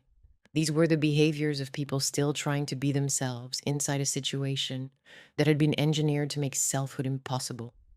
Outside the house, the civil war was closing in on Ekaterinburg. The White Czech Legion and anti-Bolshevik forces were advancing through the Urals, and the military situation was deteriorating for the Bolsheviks in the region. The sound of artillery could sometimes be heard from the city. The guards grew more tense, the restrictions grew tighter, and inside the house, the command structure was shifting in a way that the family could sense but not fully interpret. In early July 1918, Yakov Yurovsky, a Bolshevik loyalist, a former watchmaker and photographer turned revolutionary, a man of cold procedural efficiency and no visible sentiment, replaced the previous commandant of the Ipatiev House. The change was not formally announced to the family, but they noticed it immediately. The atmosphere tightened, searches became more frequent and more thorough. Restrictions that had been loosely enforced were now enforced with precision. The milk deliveries that had been one of the family's last small comforts, milk for Alexei, whose fragile health demanded it, were cut off, then partially restored, then cut again, the inconsistency itself a form of control. Yurovsky's presence in the house had a particular quality that distinguished him from every previous commandant. He was watchful, organized, purposeful, and entirely without the ambivalence that had sometimes made earlier guards hesitate. He inspected the house. He checked the locks. He studied the layout of the rooms with the attention of a man who was not merely guarding prisoners, but planning something that required the space to be understood in a particular way. The family sensed a change. Alexandra noted Yurovsky's arrival in the careful, oblique way she recorded things she did not fully understand, but instinctively fear. Nicholas was polite to the new commandant, as he was polite to everyone, maintaining the habits of courtesy even as the situation demanded a different kind of alertness. The sisters went about their reduced routines, sewing, reading, helping with meals, tending to Alexei, inside a house whose purpose was becoming clearer with each passing day. To everyone except the people it was designed to destroy, they did not know what was being prepared. They only knew that the room they were in was growing smaller, that the quiet had acquired a different texture, and that the silence that had once felt like safety now felt like the silence before a sound they could not yet hear. Outside the whitewashed windows, the guns were getting closer. Inside the house, a man with a plan was waiting for his orders. The family prayed and sewed and went to bed, and believed they would wake up in the morning. They had less than a fortnight left. Yurovsky's regime in the final days was not dramatic. It was administrative, methodical, and designed to reduce the family's existence to the barest functional minimum, while the machinery around them completed its preparations. The milk deliveries were restricted to what was deemed necessary for Alexei alone. Common city rations replaced whatever modest supplements the family had previously received. Water and bathing were limited. Searches of the family's rooms became more frequent, and the searches were no longer cursory. Guards went through belongings with the attention of men looking for something specific, though what they were looking for was never explained. The family was required to hand over any remaining valuables. Alexandra's jewelry was inventoried. Personal items were confiscated and catalogued with the flat efficiency of a system that was already treating the prisoners as evidence rather than as people. The restrictions had a cumulative effect that went beyond physical discomfort. Each one removed a small piece of the family's remaining autonomy, the ability to eat when hungry, to wash when dirty, to keep a possession that carried memory or meaning. The regime was one of managed diminishment, fewer supplies, less privacy, more surveillance, less horizon, more ideological contempt dressed as bureaucratic procedure. Yurovsky did not need to be cruel. He only needed to be thorough, and thoroughness was his defining quality. He monitored the house. He timed the guards' rotations. He checked the family's movements and noted their habits in the precise, colorless language of a man who kept records because records were what the state required. And yet, inside that narrowing space, the family's habits of order continued with a persistence that was either heroic or heartbreaking or both.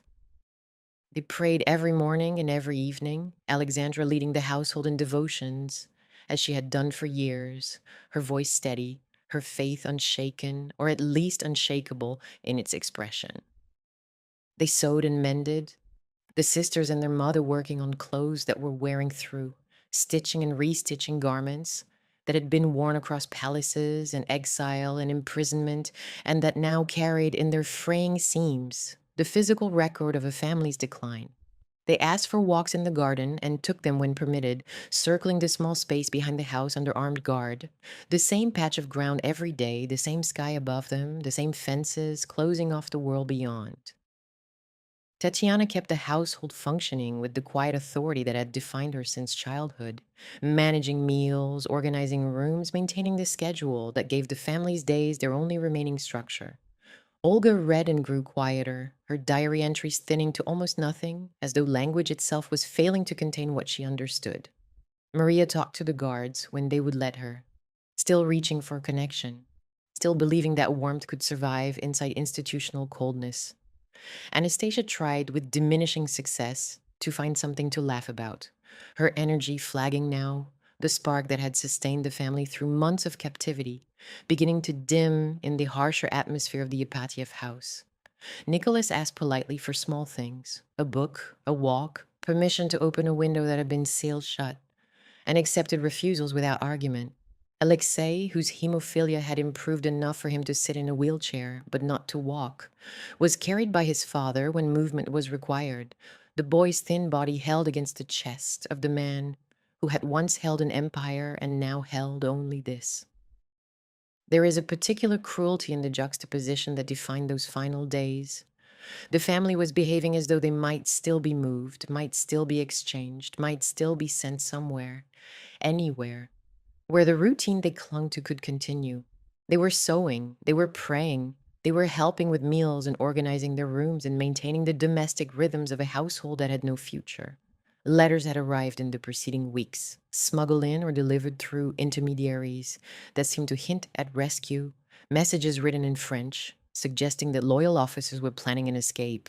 The family had responded with cautious hope. The letters were almost certainly a provocation engineered by Yurovsky himself, designed to test whether the Romanovs would attempt to flee and thereby provide justification for what was already decided. Whether the family understood this is unclear. What is clear is that in those final days, Nicholas and Alexandra still spoke of the future as though one existed. They discussed Alexei's health. They talked about what might happen when the war ended. They held onto the rhythms of a family that was planning to survive because the alternative, acknowledging that survival was no longer among the options, was something none of them could articulate and none of them were prepared to face.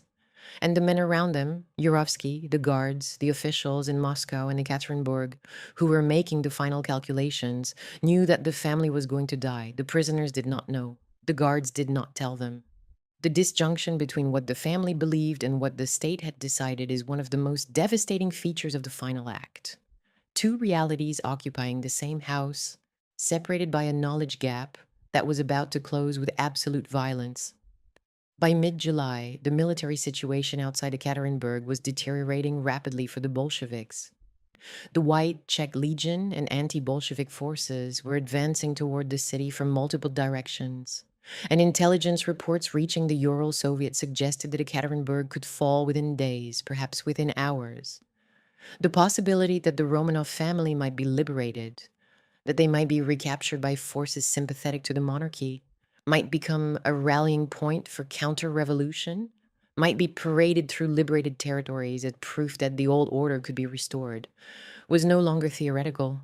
It was imminent, and the men who held the family understood the imminence as a deadline.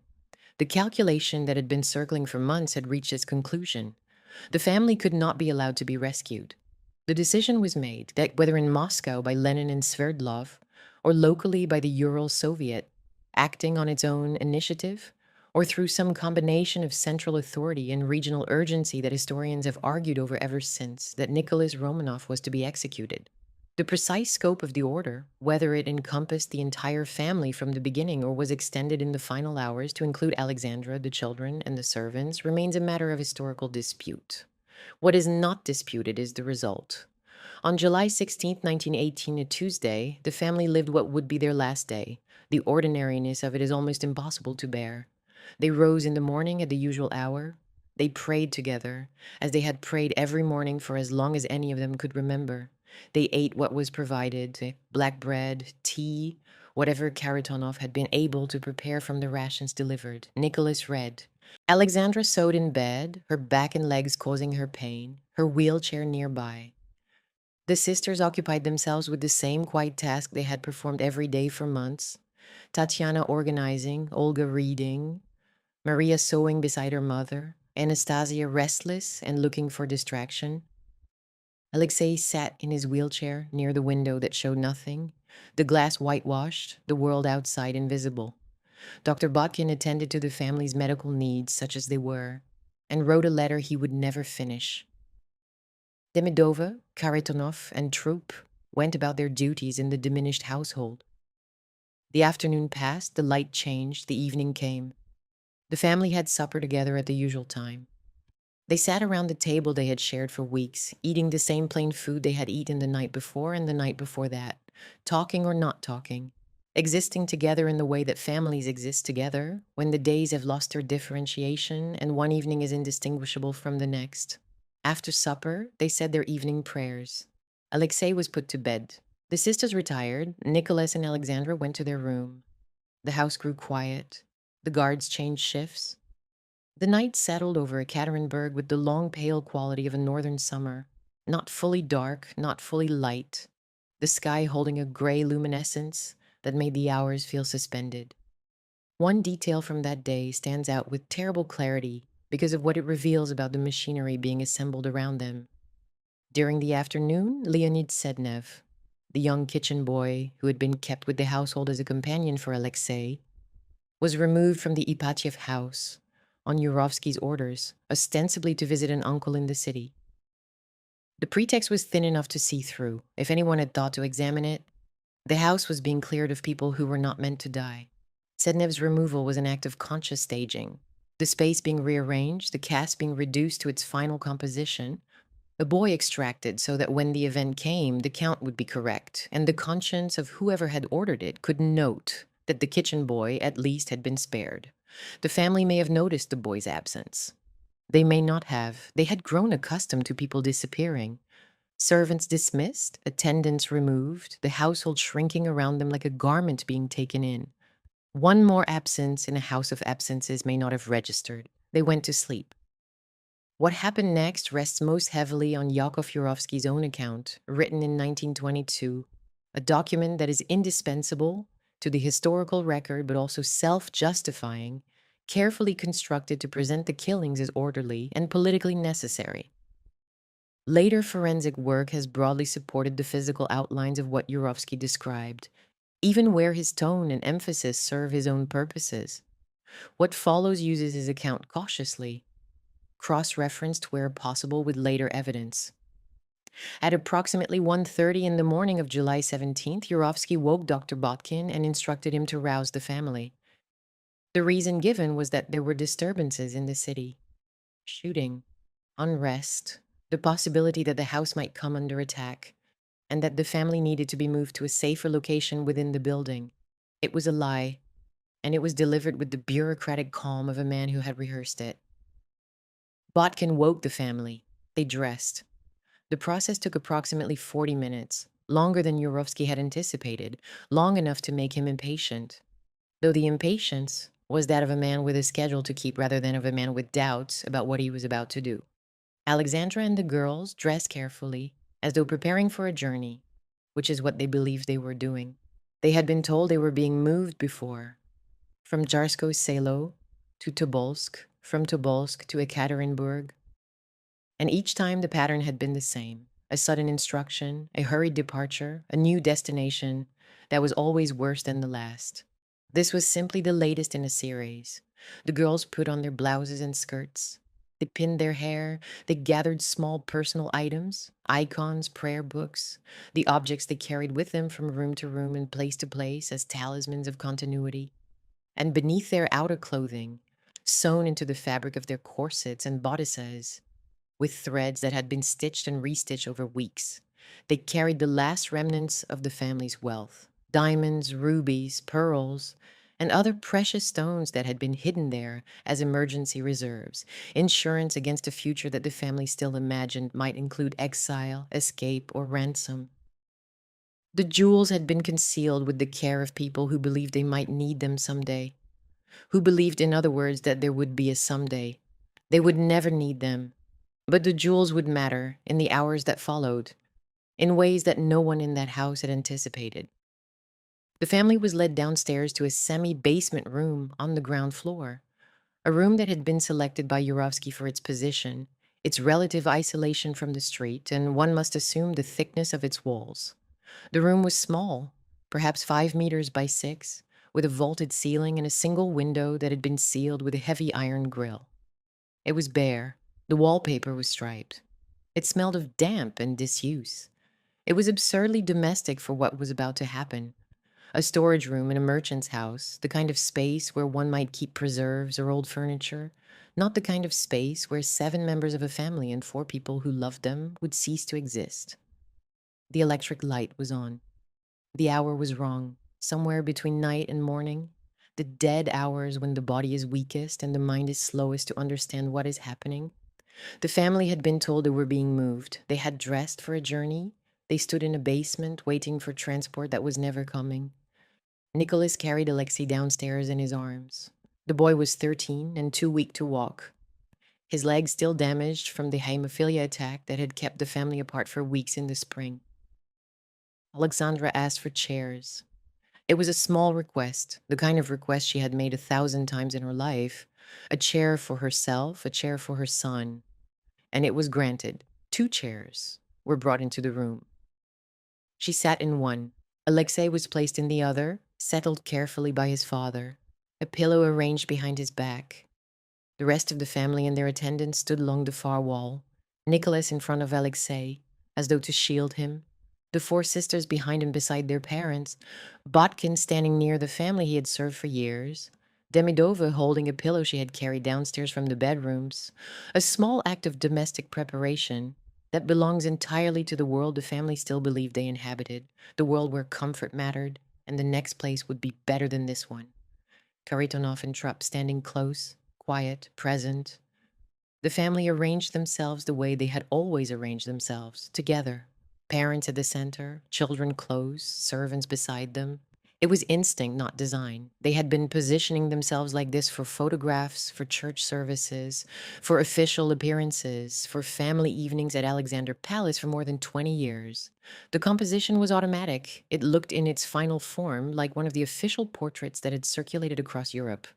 The Tsar and Tsaritsa seated, the children standing behind them, the household arrayed in order of precedence and affection. Only now there was no camera. There was only a wall and a door and a group of armed men filing into the room opposite them. Yurovsky entered the room with a group of armed men, members of the Cheka and selected guards, approximately 11 in total, chosen in advance, assigned specific targets, and armed with revolvers. They filed into the room and stood opposite the family, an arm's length away in the cramped space. The room was too small for what was about to happen in it. The shooters were practically on top of the people they were about to kill. Yurovsky stood before the family. He held a piece of paper. He may have paused, as accounts differ, or he may have read immediately. He read out the decision of the Ural Regional Soviet that Nicholas Romanov, in view of the fact that his relatives in Europe were continuing their offensive against Soviet Russia, was to be executed. The precise wording has been reported in several versions, and it is possible that Yurovsky himself could not later remember exactly what he had said, because what happened next happened very fast. Nicholas turned toward his family. He said something. One account gives it as a half-formed question, a single word repeated in confusion. What? What? An expression of disbelief, an attempt to understand what he had just heard. He did not finish speaking. Yurovsky raised his revolver, aimed at Nicholas's chest, and fired. The firing squad opened fire immediately after. The room was small, 5 meters by 6, 11 shooters and 11 targets, 22 people crammed into a space the size of a modest bedroom. And the noise was immense. The first volley was chaotic and disorderly. The shooters were crowded together, firing across each other, and the room filled instantly with smoke from the black powder cartridges. Bullets struck the intended targets and also ricocheted off the stone walls, creating a secondary barrage that made the small space lethal in every direction. In the confusion, several of the executioners were at risk of being hit by their own comrades' shots or by ricochets. Yurovsky later wrote that the firing had to be stopped and the room partially cleared of smoke before the work could continue because it was impossible to see who had been hit and who had not. Nicholas was killed quickly. The bullet struck his chest and he fell. So was Alexandra, shot almost simultaneously, dead before she reached the floor. Botkin was struck by the first volley, but remained alive, groaning on the floor until Yurovsky finished him with a shot to the head. Kharitonov and Trupp were killed in the initial burst.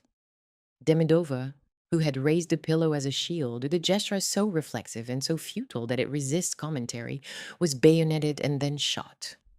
But the daughters were not dead. The first volley had not killed them. Bullets had struck them, wounded them, knocked them to the floor, but they were alive, moaning, moving, crying out, still conscious in a room that was thick with smoke and the smell of gunpowder and the sound of men reloading. What happened next is the sequence that makes this story impossible to set down without acknowledging that it resists comprehension. Yurovsky and his men discovered, in the minutes that followed the first volley, that the girls' corsets and bodices, stiffened and weighted by the diamonds and precious stones sewn into the fabric, had deflected bullets and bayonet thrusts with a resistance that none of the killers had anticipated and none could immediately explain. The jewels that the family had hidden as emergency wealth, the last material trace of 300 years of imperial fortune stitched into undergarments against the possibility of a future that would never arrive, though, had turned the daughters' clothing into what Yurovsky would later describe, with a precision that borders on the clinical, as armor. Bullets that should have passed through the girls' bodies had been stopped or deflected by the concentrated mass of the stones. Bayonets that were meant to finish them had failed to penetrate the hardened layers of diamond and fabric. There is no detail in this story more devastating than this one, and there is no way to write about it that does not require the reader to sit with what it means for longer than is comfortable. The symbols of rank and privilege, diamonds, rubies, pearls, the concentrated portable wealth of an empire that had once stretched from Poland to the Pacific, hidden as a last desperate resource against disaster, became a grotesque physical delay in the mechanics of killing. They did not save the sisters. Nothing was going to save the sisters. What the jewels did was prolong their deaths, adding minutes of consciousness, minutes of pain, minutes of awareness inside a room full of smoke and blood and the sounds of men who were trying to finish a job that had gone wrong.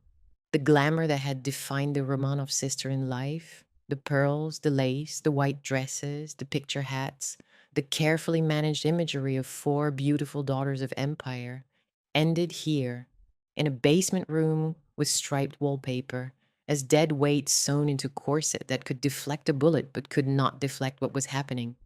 Rank survived into the final room only as an instrument of suffering. Yurovsky ordered his men to finish the daughters and Alexei individually. The bayonets had failed, so revolvers were used at close range. The killing of the four sisters and Alexei took several minutes, minutes that Yurovsky's own account describes with a procedural detachment that makes them worse, not better, to read. He does not describe the sisters' faces. He does not record what they said, if they said anything. He records only the mechanics. Who was shot, in what order, how many rounds were required. The procedural language is itself a kind of violence, the reduction of four young women and a boy to a sequence of actions performed on bodies that were no longer being treated as people. Olga was 22 years old. She had been the dreamer, the melancholy one, the sister who saw things first and felt them deepest. She died in the same room as her family, within arm's reach of the sister she had shared a bedroom with her entire life. Tatiana was 21. She had been the organizer, the one who held everything together, the sister whose composure never cracked even when everything around her was falling apart. She died beside Olga. Maria was 19. She had been the warm one, the hopeful one, the sister who kept talking to guards and servants because she believed that kindness could still function in a world that had stopped being kind. She died near her parents. Anastasia was 17. She had been the spark, the comedian, the morale maker, the girl who refused to let silence win. She died last, or nearly last, because the jewels in her clothing were the heaviest and the killing took the longest. Alexei was 13. He had been the boy the empire waited for, the heir whose illness had bent the entire family inward, whose fragility had shaped their world more profoundly than any political event. He died in his father's arms, or near them. The accounts vary, but the proximity does not. They were all in the same room. They were all within reach of each other. They died the way they had lived, together, arranged like a family portrait, only now with nowhere left outside the frame. The execution of the Romanov family was complete. 11 people had been killed in a basement room, in a merchant's house, in an industrial city in the Urals. The former Tsar and Tsaritsa of Russia, their 5 children, and 4 members of their household who had refused to leave them. The entire event, from the first shot to the last, had taken approximately 20 minutes. The room was destroyed. Walls pocked with bullet holes, floor slick with blood, the air unbreathable with smoke and the smell of powder. Outside, the truck was waiting. The immediate aftermath was not dignified. There was no ceremony, no prayer, no moment of silence, no recognition that what had just happened in that room was the extinction of a dynasty that had ruled for 3 centuries and the murder of 4 young women and a boy whose only crime was the name they had been born with. The bodies were carried out of the basement on stretchers improvised from bed sheets, brought through the house and out into the courtyard where a truck was waiting. The clothing was soaked with blood. The floor of the basement was pooled with it. The walls were scarred with bullet marks and bayonet gouges. The room smelled of gunpowder and iron. The bodies were loaded onto the truck in the gray half-light of the northern summer night. 11 people, reduced now to weight and logistics. They were driven to the outskirts of the city, to an area of forest and abandoned mine workings near the village of Koptiaki.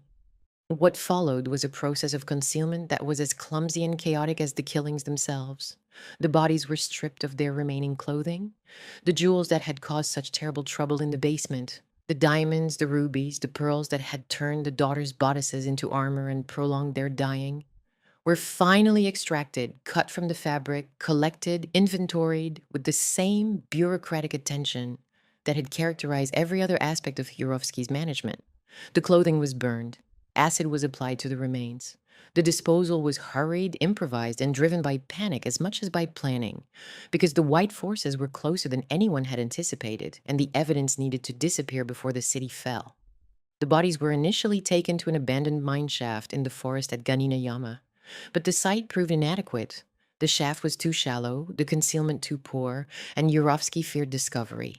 They were moved again, transported by truck along forest roads that were barely passable, the vehicle getting stuck in mud more than once.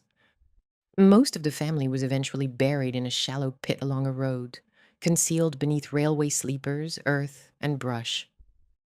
2 bodies, later identified through DNA analysis as most likely those of Maria and Alexei, were buried separately in a smaller grave a short distance away, perhaps as a deliberate attempt to ensure that if one grave was discovered, the full count of the dead would not be confirmed and uncertainty would persist. The concealment was imperfect. The graves were shallow. The secrecy was maintained not by the quality of the hiding, but by the political will of a state that had every reason to ensure the truth remained buried alongside the remains. No public announcement was made that the entire family had been killed. The Soviet government acknowledged Nicholas's execution, but claimed that the rest of the family, Alexandra, the daughters Alexei, had been moved to safety. It was a lie, and it was a lie that would hold for decades, sustained by state censorship, political convenience, and the sheer difficulty of establishing facts in the chaos of a civil war. Rumors spread immediately and uncontrollably. Whispers passed between soldiers, servants, diplomats, and the vast network of Romanov relatives scattered across Europe. Some heard that the Tsar had been shot. Some heard that the family had escaped. Some heard that the daughters had been spared, that one or more of the girls had survived the basement and been smuggled to safety by sympathetic guards. Some heard nothing at all, which was the cruelest version, because nothing left room for hope. And hope in the Romanov story had always been the most dangerous thing of all. There was no funeral, no imperial rites, no public mourning, no body lying in state beneath cathedral vaulting, no procession through streets lined with grief, no service with candles and incense and the weight of a nation's sorrow filling the nave. There was only silence. political, official, and absolute. And into that silence rushed everything that would come after: the rumors, the conspiracy theories, the imposters, the grief of relatives who would spend decades not knowing for certain what had happened in that basement, and the first stirring of the question that would dominate the Romanov afterlife for the next 100 years. Who had died? Who had been found? Who was missing? And why did the world keep needing at least one daughter, one spark, one survivor, one impossible escape from that small airless room to have made it out alive? The silence lasted decades. It lasted through the fall of Ekaterinburg to the White Forces just 8 days after the killings. 8 days in which the evidence had been hurried into the ground and the house had been partially cleaned, and the city had changed hands before anyone with the authority and the will to investigate could reach the basement room where the walls were still scarred with bullet marks and the floor was still dark, with what a military investigator would later confirm as blood. It lasted through the initial White investigation, conducted first by local authorities and then more rigorously by an investigating magistrate named Nikolai Sokolov, who arrived in Ekaterinburg after the city's capture and spent months assembling testimony, physical evidence, and the fragments of a story that the killers had tried to obliterate. Sokolov reached the Ipatiev House and found what the hasty cleanup had failed to erase: bullet holes in the basement walls, gouges from bayonets, blood stains that had been washed but not removed, and the residue of a violence that the room itself seemed to retain. He traveled to the forest sites at Ganina Yama and Koptyaki and recovered physical evidence that painted a picture of panicked disposal: burned fabric, corroded metal, small personal belongings, a severed finger, fragments of bone, the remnants of acid used to destroy remains. But Sokolov did not find the bodies themselves.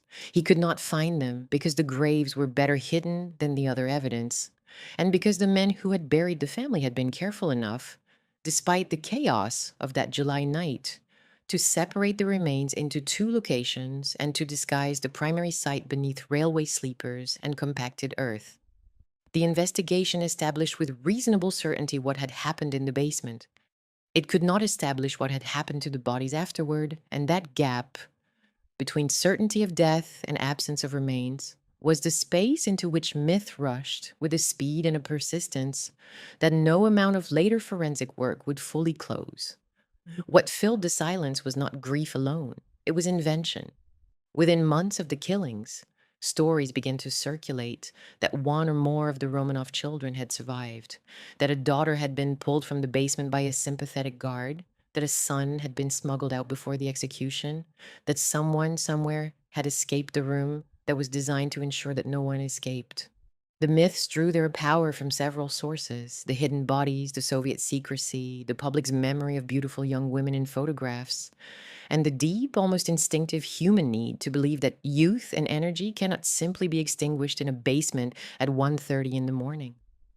Of all the myths, the most persistent and culturally powerful centered on Anastasia, the youngest daughter, the spark, the one whose name became synonymous with survival, mystery, and the romantic refusal to accept that the story had ended the way it ended. The most famous claimant was a woman who surfaced in Berlin in 1920, 2 years after the murders, pulled from a canal after what appeared to be a suicide attempt. She refused at first to identify herself. She was taken to a psychiatric hospital, where she remained for months, saying little, revealing nothing.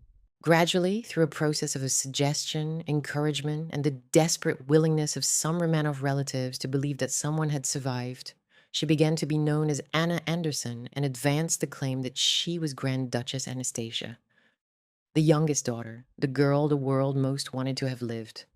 Her case would consume 6 decades. She was examined by doctors, interviewed by investigators, and subjected to scrutiny that would have broken a less determined or less disturbed personality. She pursued her claim through courts in Germany and the United States, attracting supporters who found her convincing and detractors who found her fraudulent, often in the same room and at the same time. Some members of the Romanov extended family accepted her.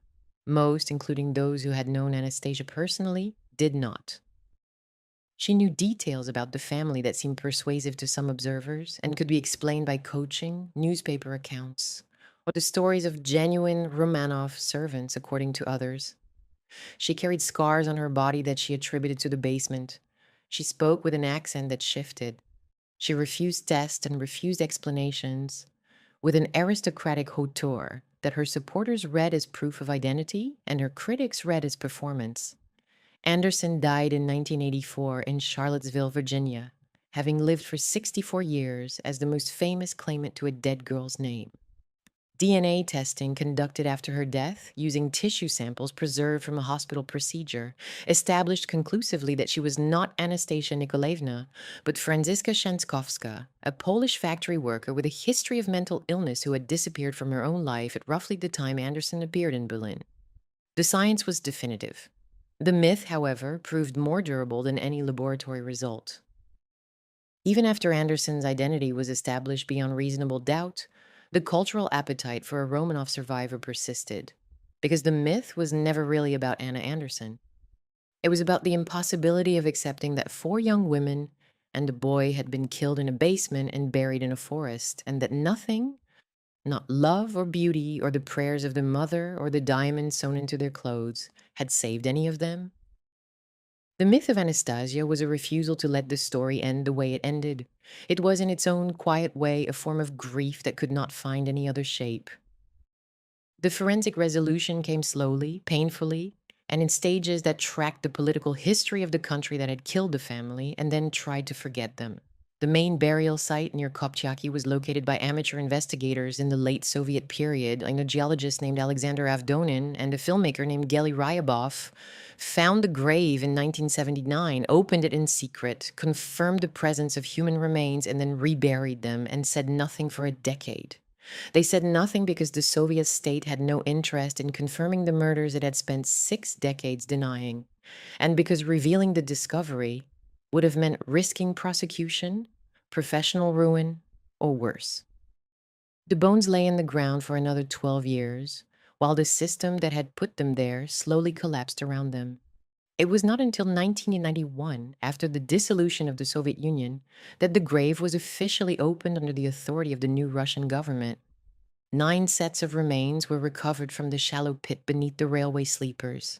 They were damaged, fragmentary, and commingled, bones stained by earth and acid, skulls fractured. The physical record of a disposal conducted in haste and panic 73 years earlier.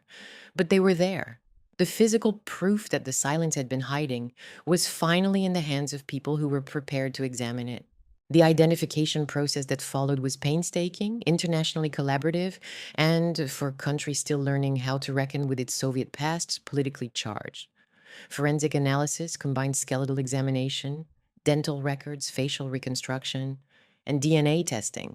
The crucial genetic comparison came from Prince Philip, Duke of Edinburgh, a maternal relative of Alexandra through the Hess line, whose mitochondrial DNA provided the reference sample needed to confirm the Tsaritsa's identity and, through her, the identities of her children. The results, published across multiple peer-reviewed studies during the 1990s, confirmed the identities of Nicholas, Alexandra, and 3 of the 4 daughters.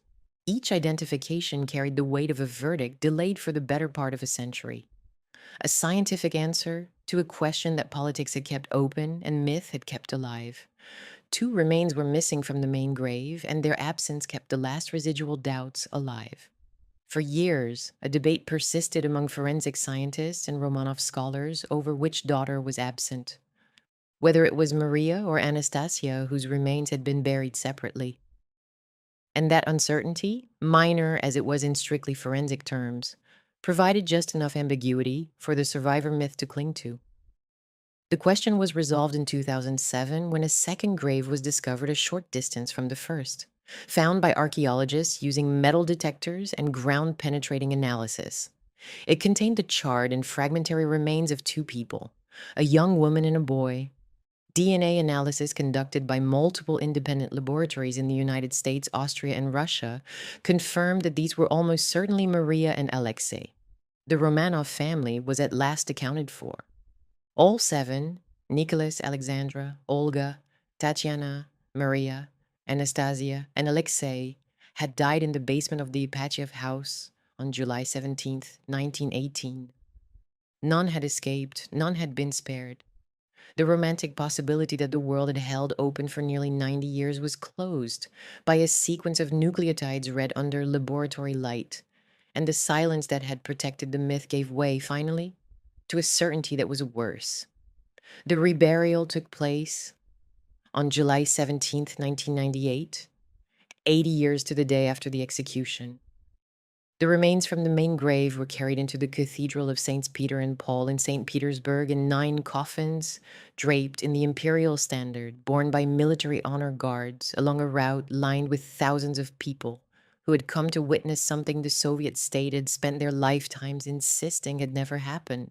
The ceremony was attended by Russian officials, Romanov descendants who had traveled from across Europe and the Americas, foreign diplomats, and representatives of the Russian Orthodox Church.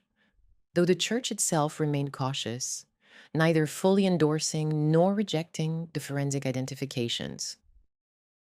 President Boris Yeltsin attended and spoke of the murders as a shame that the entire nation bore. The cathedral was the same one where Nicholas's ancestors had been laid for 2 centuries. The same cold, gilded interior, where the dynasty that began in 1613 had buried its dead generation after generation. The family was finally inside the imperial cathedral. They arrived 80 years late, in fragments, identified by science rather than recognized by sight, and buried not with the pomp of an imperial funeral, but with the complicated, imperfect grief of a country that had killed them, denied killing them, hidden their bodies, suppressed the evidence, demolished the house, and now stood over their remains trying to find language adequate to what it had done. The remains from the second grave, Maria and Alexei, were interred separately in 2007 after a further round of testing and ecclesiastical deliberation that reflected the ongoing tension between forensic certainty and institutional caution. In 2000, the Russian Orthodox Church canonized the entire imperial family as passion bearers, saints who had endured suffering and death with Christian patience and humility.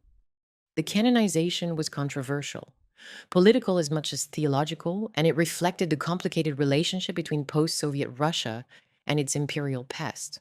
A country that had executed a czar, now venerating him as a saint.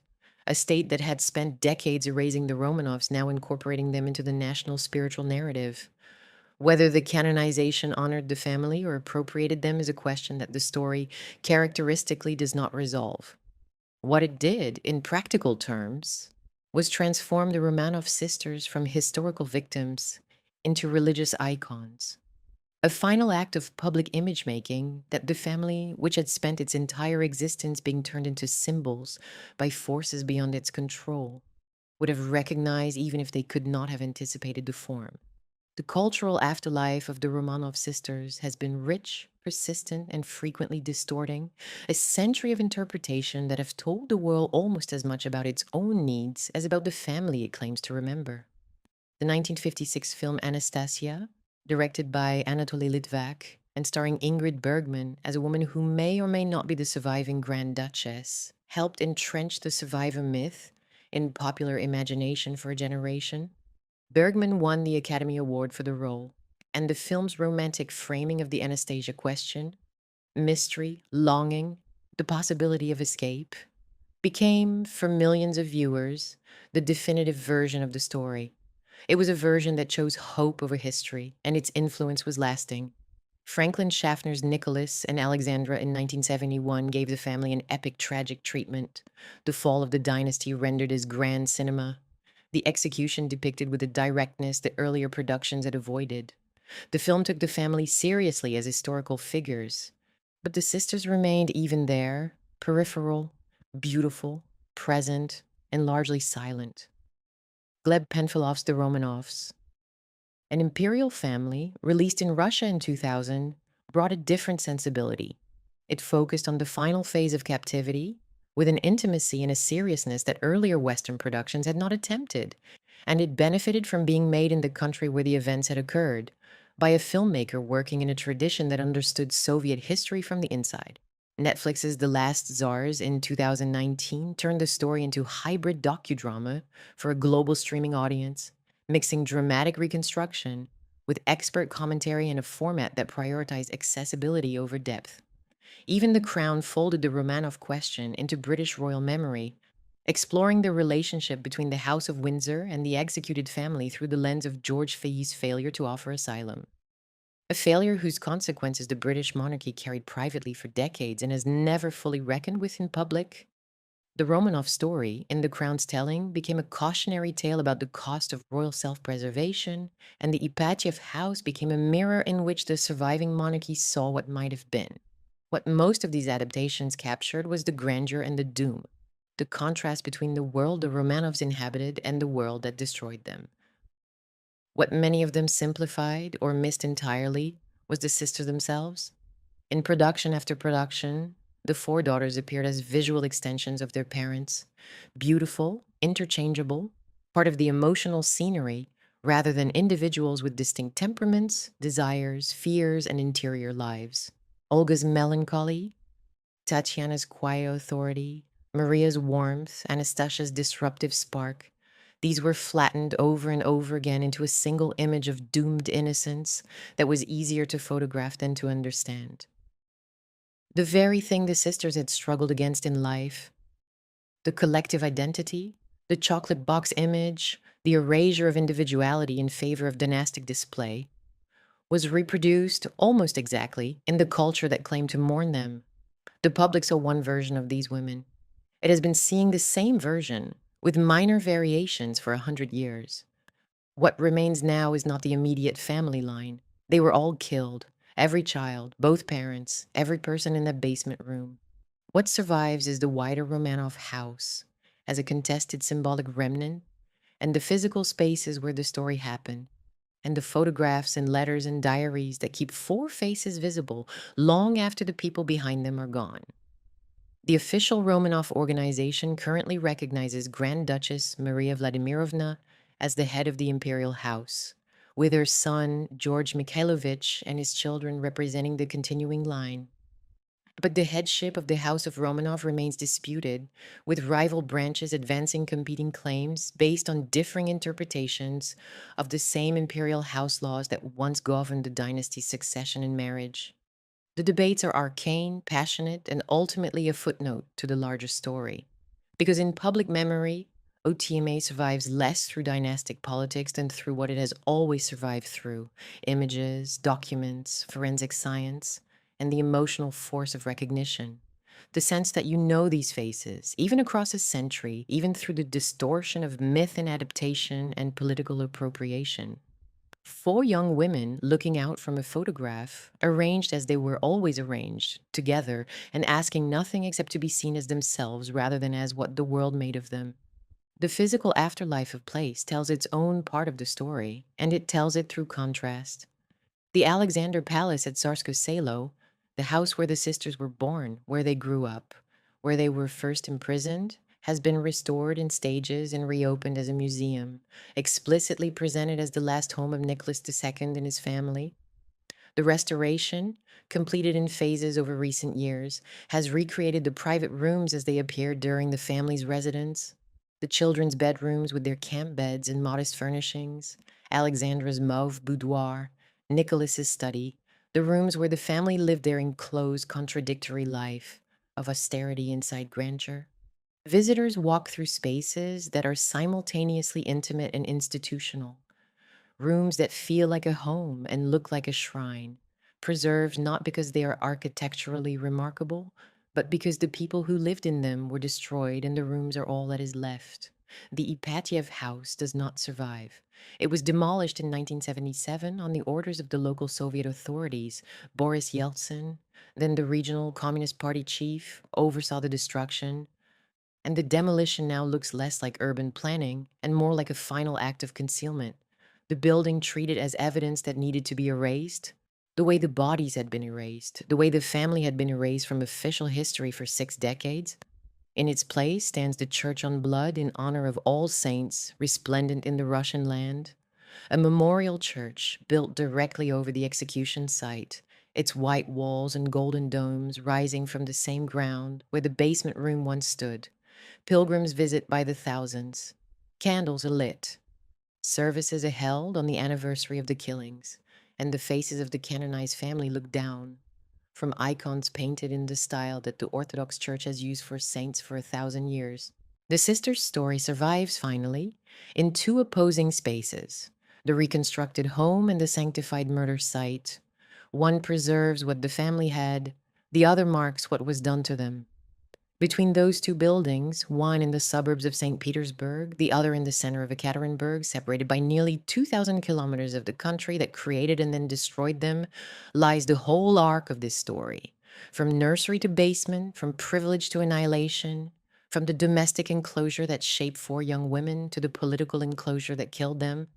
What this story finally reveals is not simply that wealth failed to protect the Romanov sisters, though it did, and not simply that autocracy devoured its own children, though it did that too.